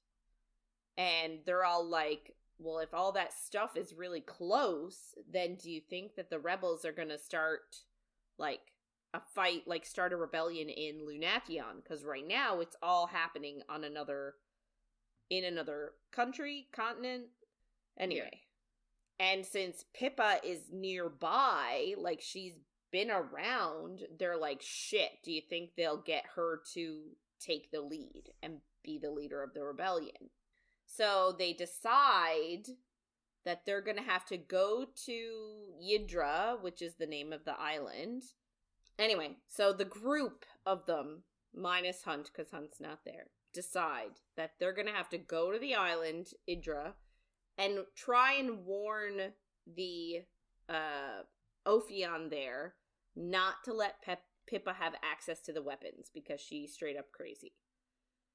And I'm like, this is a terrible plan. Yeah. Like, it's a terrible plan. Like, a bunch of them who are not, except for Cormac, who are not rebels, are just gonna go talk to the command and be like, so you know that girl that everyone really likes for her ruthlessness and her, like, how crazy she is? I don't think you should let her have command because she's crazy. Yeah. Like, it's just so stupid.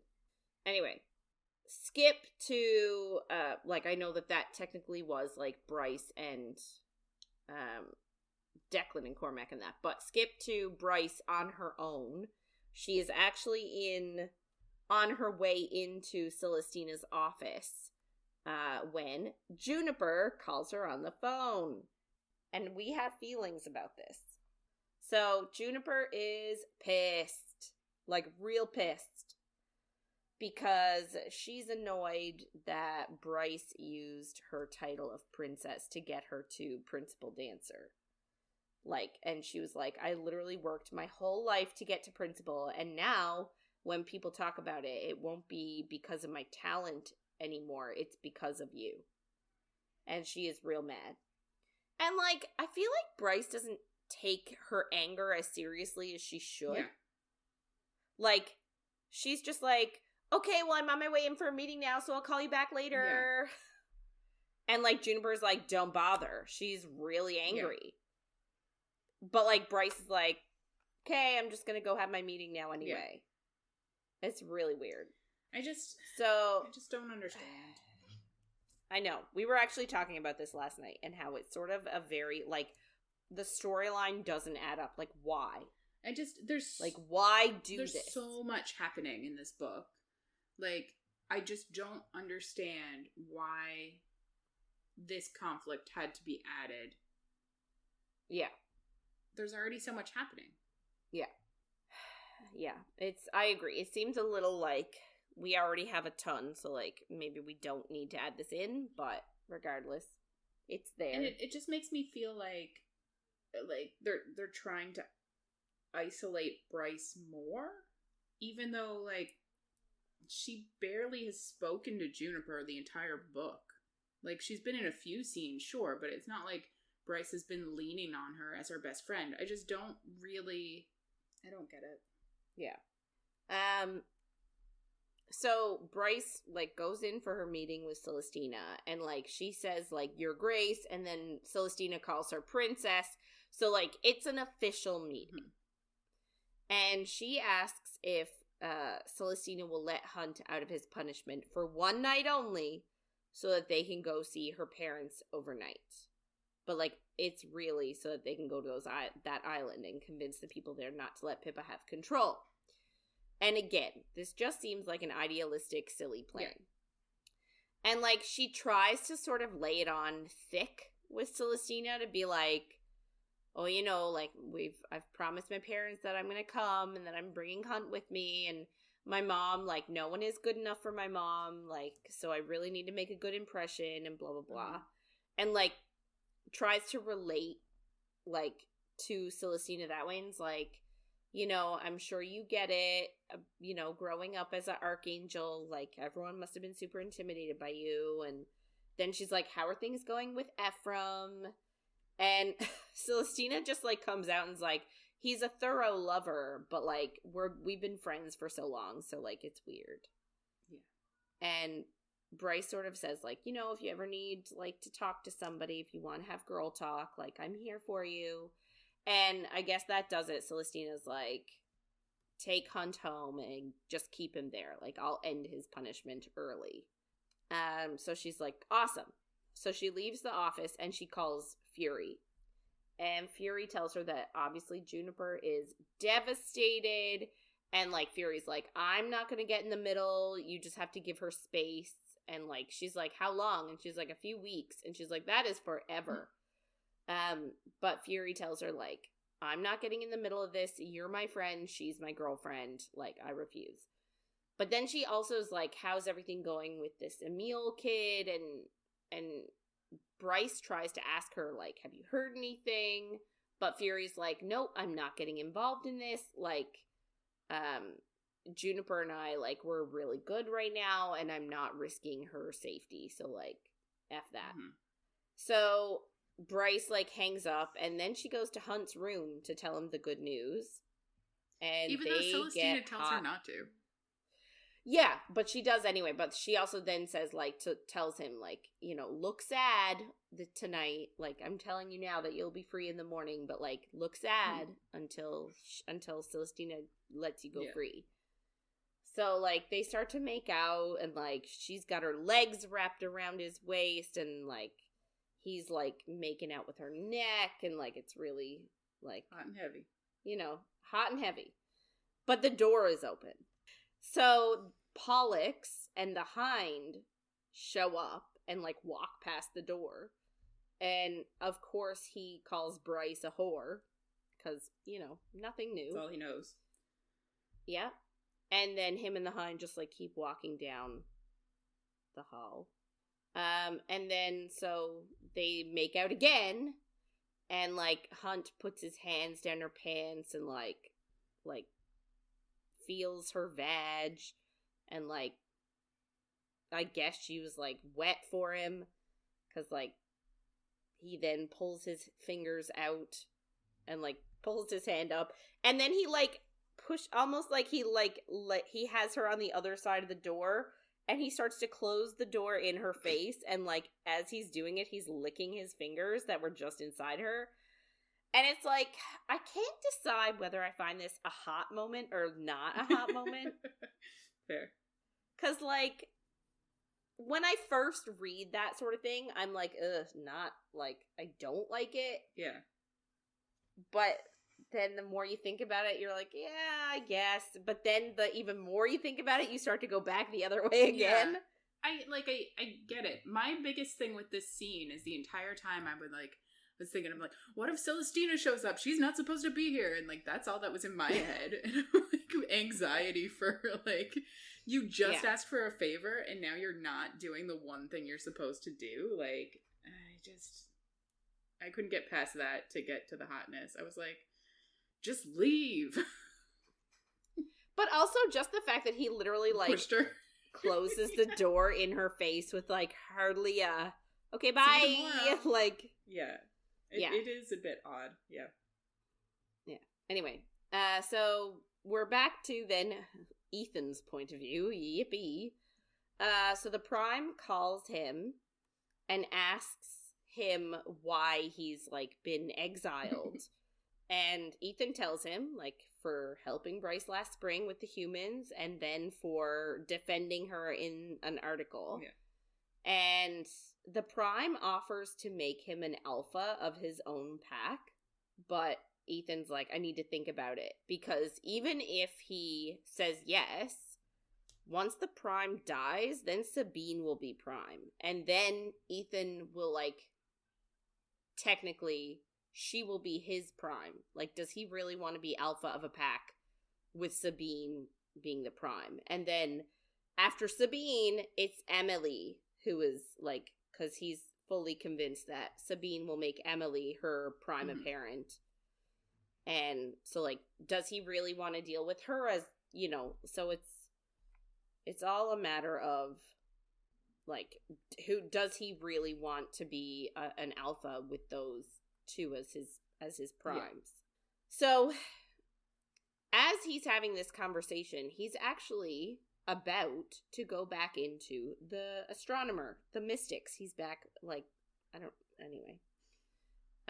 He knocks, but there's no answer, so he just walks in, and there's a girl there. So he sees that the other two mystics are back in their tubs, and back, like, floating in their unconsciousness. But she is not. She is just sitting on the floor with, like, her legs dangling, I assume, like, in her tank. So apparently she's like, oh, yeah, the astronomer's out. He needed to get a part in order to fix her tank. And he catches her scent and realizes that she's a wolf. And this, like he's like, you should not be here. You are a wolf. You should not be caged like this. Like, apparently it's okay for other veneer, but not for wolves. Like, yeah. So he is very, like, oh my god, you're a wolf. You are almost like you're one of us, so we should be protecting you, sort of a thing. Yeah. And he also, like, recognized her scent that, like, she's a potential alpha. So, like, she's very, like, when they're talking, she's not meek and mild. Like, she stands up for herself and, like, she talks back to him. So, like, he sees that as alpha behavior, and, like, he's like, oh, she probably would have been the alpha of her pack, like, of her family. Mm-hmm. And he's like, does your pack know you're here? Like, what's going on? And she was like, I don't have a pack. It's just my parents and my 10 siblings, and, like, they live in, like, the mountains or, like, the tundra or something like that. Essentially, like, far away. Yeah. Like, and she was like, me being here means that they can eat and be healthy. And he says that, like, and she even tells him, like, I've found out I was a mystic around the age of 3, and I've been in this tank since I was 4. Wild. And, like, she's made and he was like, how long have you been here? And she was like, I honestly don't know. Like, she doesn't even know, like, when her birthday is. She doesn't know, like, what her parents' names are. Like, she's been in that tank for so long, she literally knows nothing. And she actually did make the drop. The mystic had somebody come and do the drop while she was still, like, unconscious. So she has no idea how long she's been here. Yeah. So he doesn't agree with her being there in the cage. And he's like, if you ever want to leave, like, just contact me. But she's like, what would I do? Where would I go? Like, the astronomer would be pissed, and then my family would suffer. So, like, no thanks. I'll stay here. Like, she doesn't seem as lost outside the tank as initially she seemed. Yeah. Because she was the one who was, like, crying, like, put me back, like, send me back. Mm-hmm. So, like, we sort of thought she was distraught not being in the, like, the cosmos or whatever. Mm-hmm. But she doesn't actually seem that distraught over it at this moment in time. Yeah. But yes, he's like, my name is Ethan Holstrom. I know the Prime. So, like, you know, if you ever want to get out, just contact me. And I'm like, how's she going to contact you? She's going to be floating in a pool in a minute and, like, not able to do anything. I wonder if, like, eventually she'll be able to, like, mentally contact him and let him know that she wants help. But, like, maybe it's not really telling us how it would happen. I know a lot of people think that she's going to be his mate. Yeah, I guess. Yeah. Anyway, so he's, like, annoyed that she's being difficult. Like, that she's not just saying, like, oh, yes, rescue me, please. Like, he's bothered by that. So he grabs the rings that the astronomer owns with the sprites trapped inside of them. And she's like, he's gonna be pissed at you for doing that. And he's like, tell him, like, he can take it up with the Prime. Knowing that, like, it'll come out that he is a wolf in the tub. Mm-hmm. And technically, I guess the Prime has jurisdiction or whatever, and, like, knows that, like, if the Prime knew there was a wolf in the tub, that the wolf would not be in the tub anymore. Or something. But, like, yeah, I just don't understand why. But no other veneer matter. Well, I guess, like, maybe it's that the wolves have more of, like, a sense of community and belonging than other veneer. Like, the Autumn King's not going to care if there's a fae in the tub. Yeah, I guess. You know what I mean? But, like, wolves are so pack-centric. Yeah. That maybe it holds greater... I guess, yeah. That would make greater sense. Significance. Anyway. So, yeah, he takes the rings and he leaves. Cool. Therian is now, it's his point of view again. So he is asking the River Queen to have some mer agents to take tomorrow to the island. But she says no.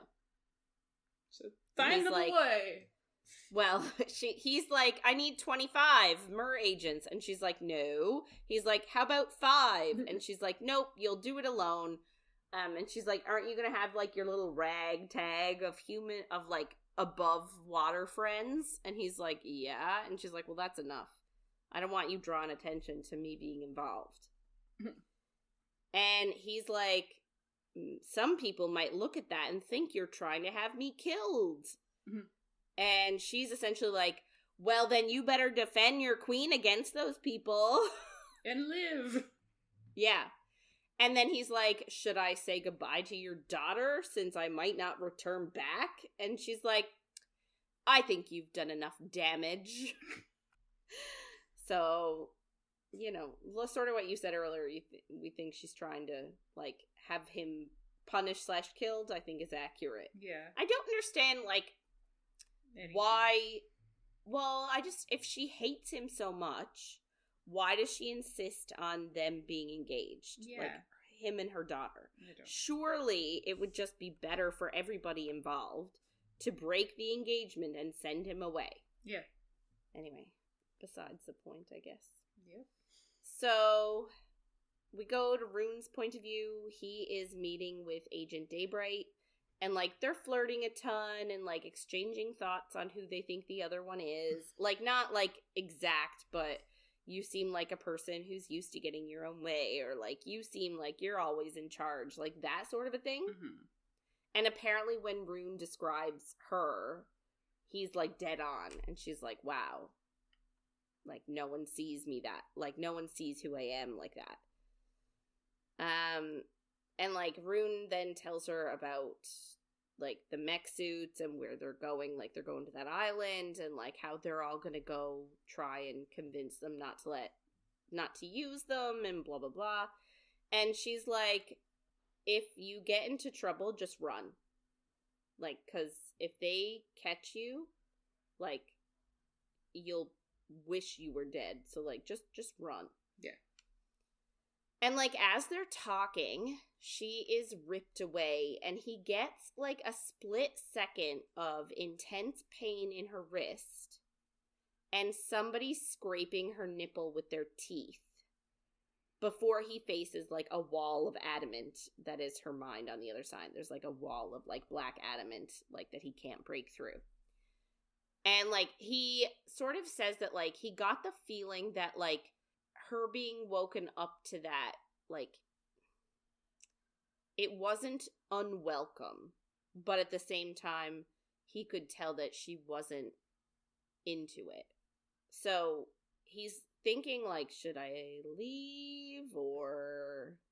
But he does stay, and he waits for her to come back, and he asks if, like, she's all right, and sort of insinuates, like, was that consensual for you? Like, are you like, is this against your will or whatever? And she was like, no, like, that it was consensual. He just, like, surprised me in how he, like, woke me up. But, you know, I did do it, like, Yeah. She says it was consensual, but, like, she says that, like, she hates him. Yeah. And nobody knows. And she has to pretend. So, like, is it consensual? Yeah. Right? Like, it's technically part it of is. her cover, really. Yeah. So, like, yeah. And she sort of likens it to, like, hate fucking an ex.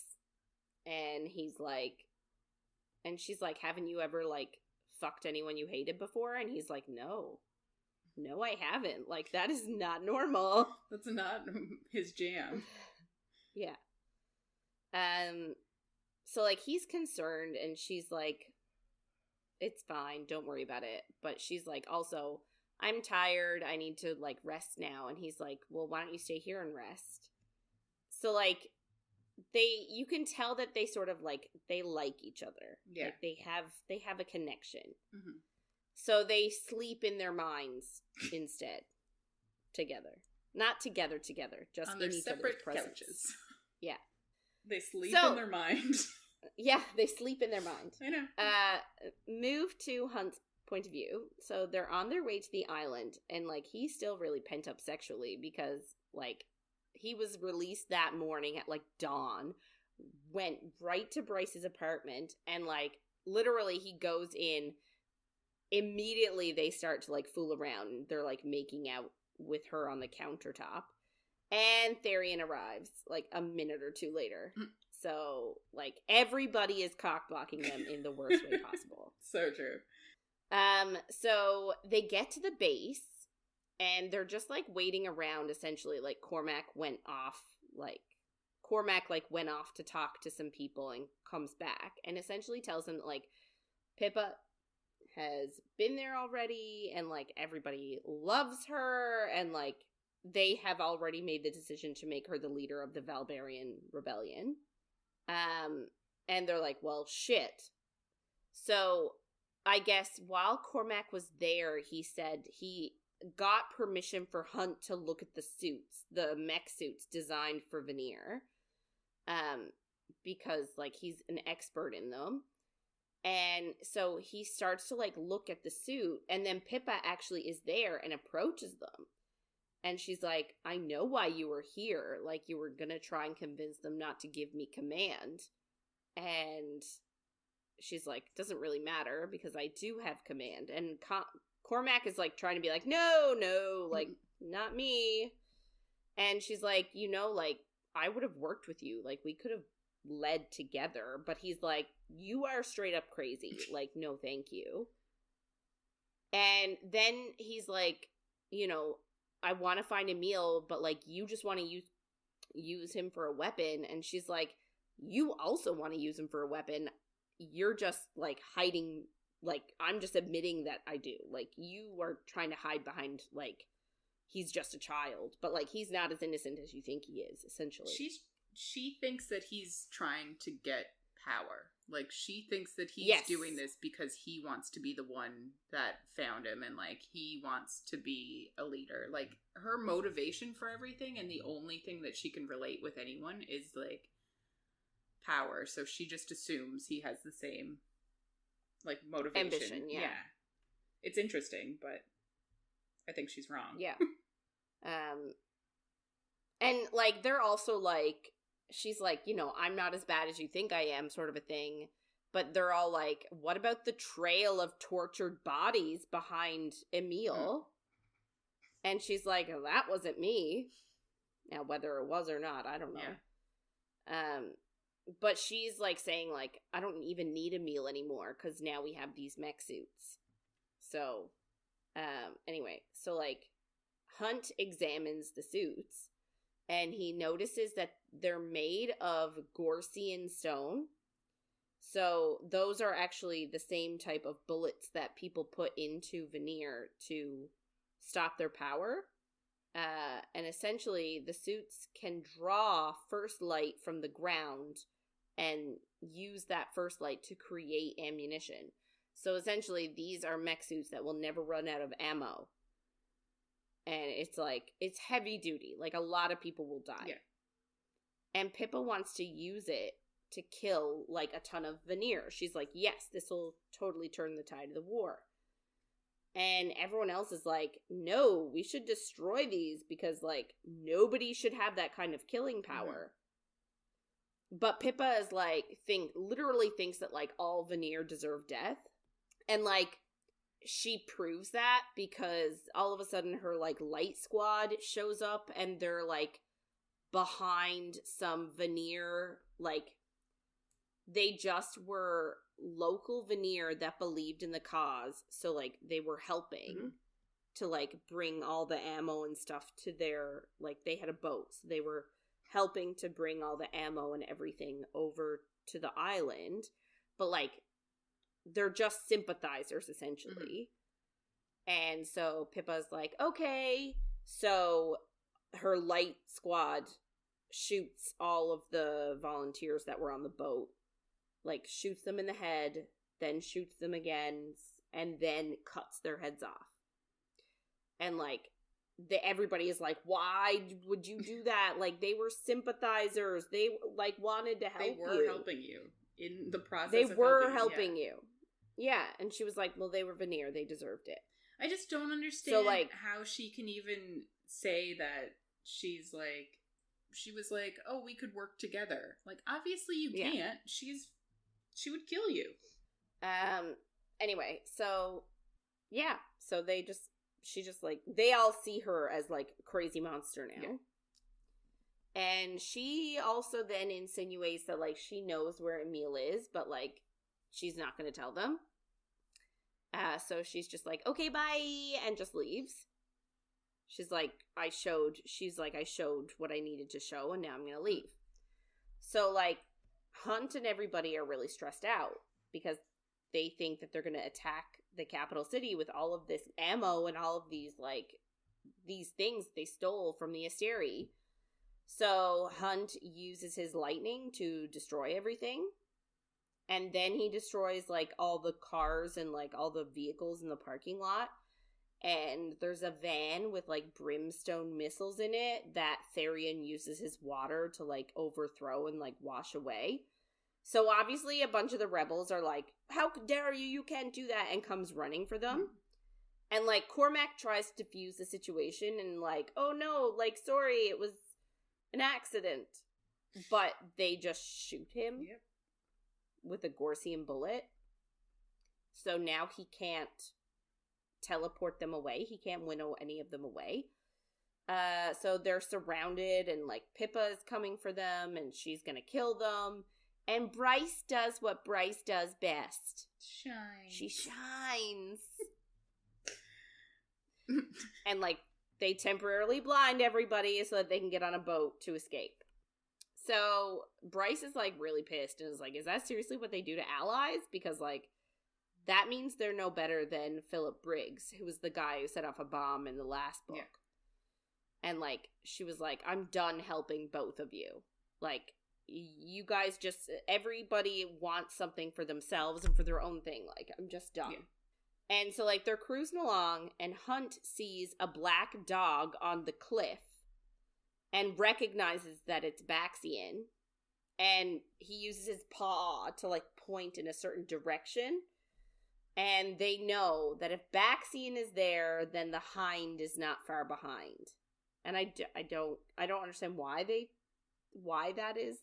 Like, Baxian and the Hind are not linked in any way. I just don't get why that's a thing.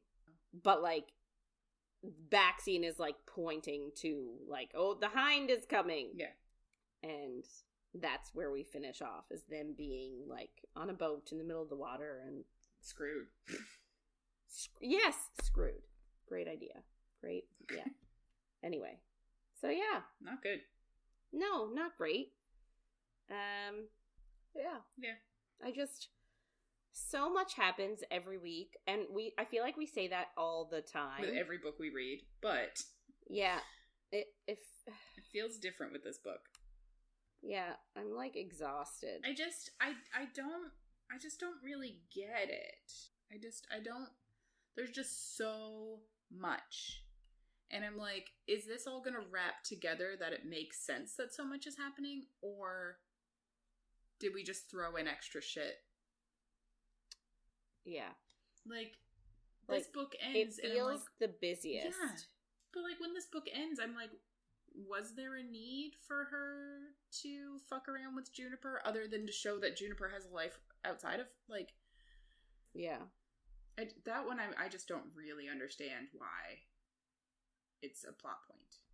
Other than to isolate Bryce, I guess. And then, like... Yeah.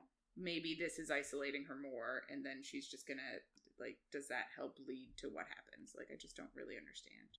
Yeah. It's something. Yeah. So, on that note, that is it for this week. If you want to get in touch with us and share your thoughts on anything you heard in any of our episodes, or if you have any book suggestions, I would like a spicy Christmas book if anybody has one of those.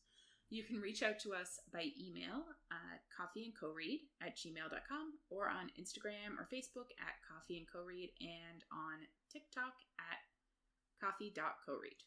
So next week, we are going to be reading chapters 44 to 59, so make sure to follow along, and if you're enjoying our chats, don't forget to follow, rate, and review wherever you get our content. Thanks for listening, everyone, and we'll see you on the next page.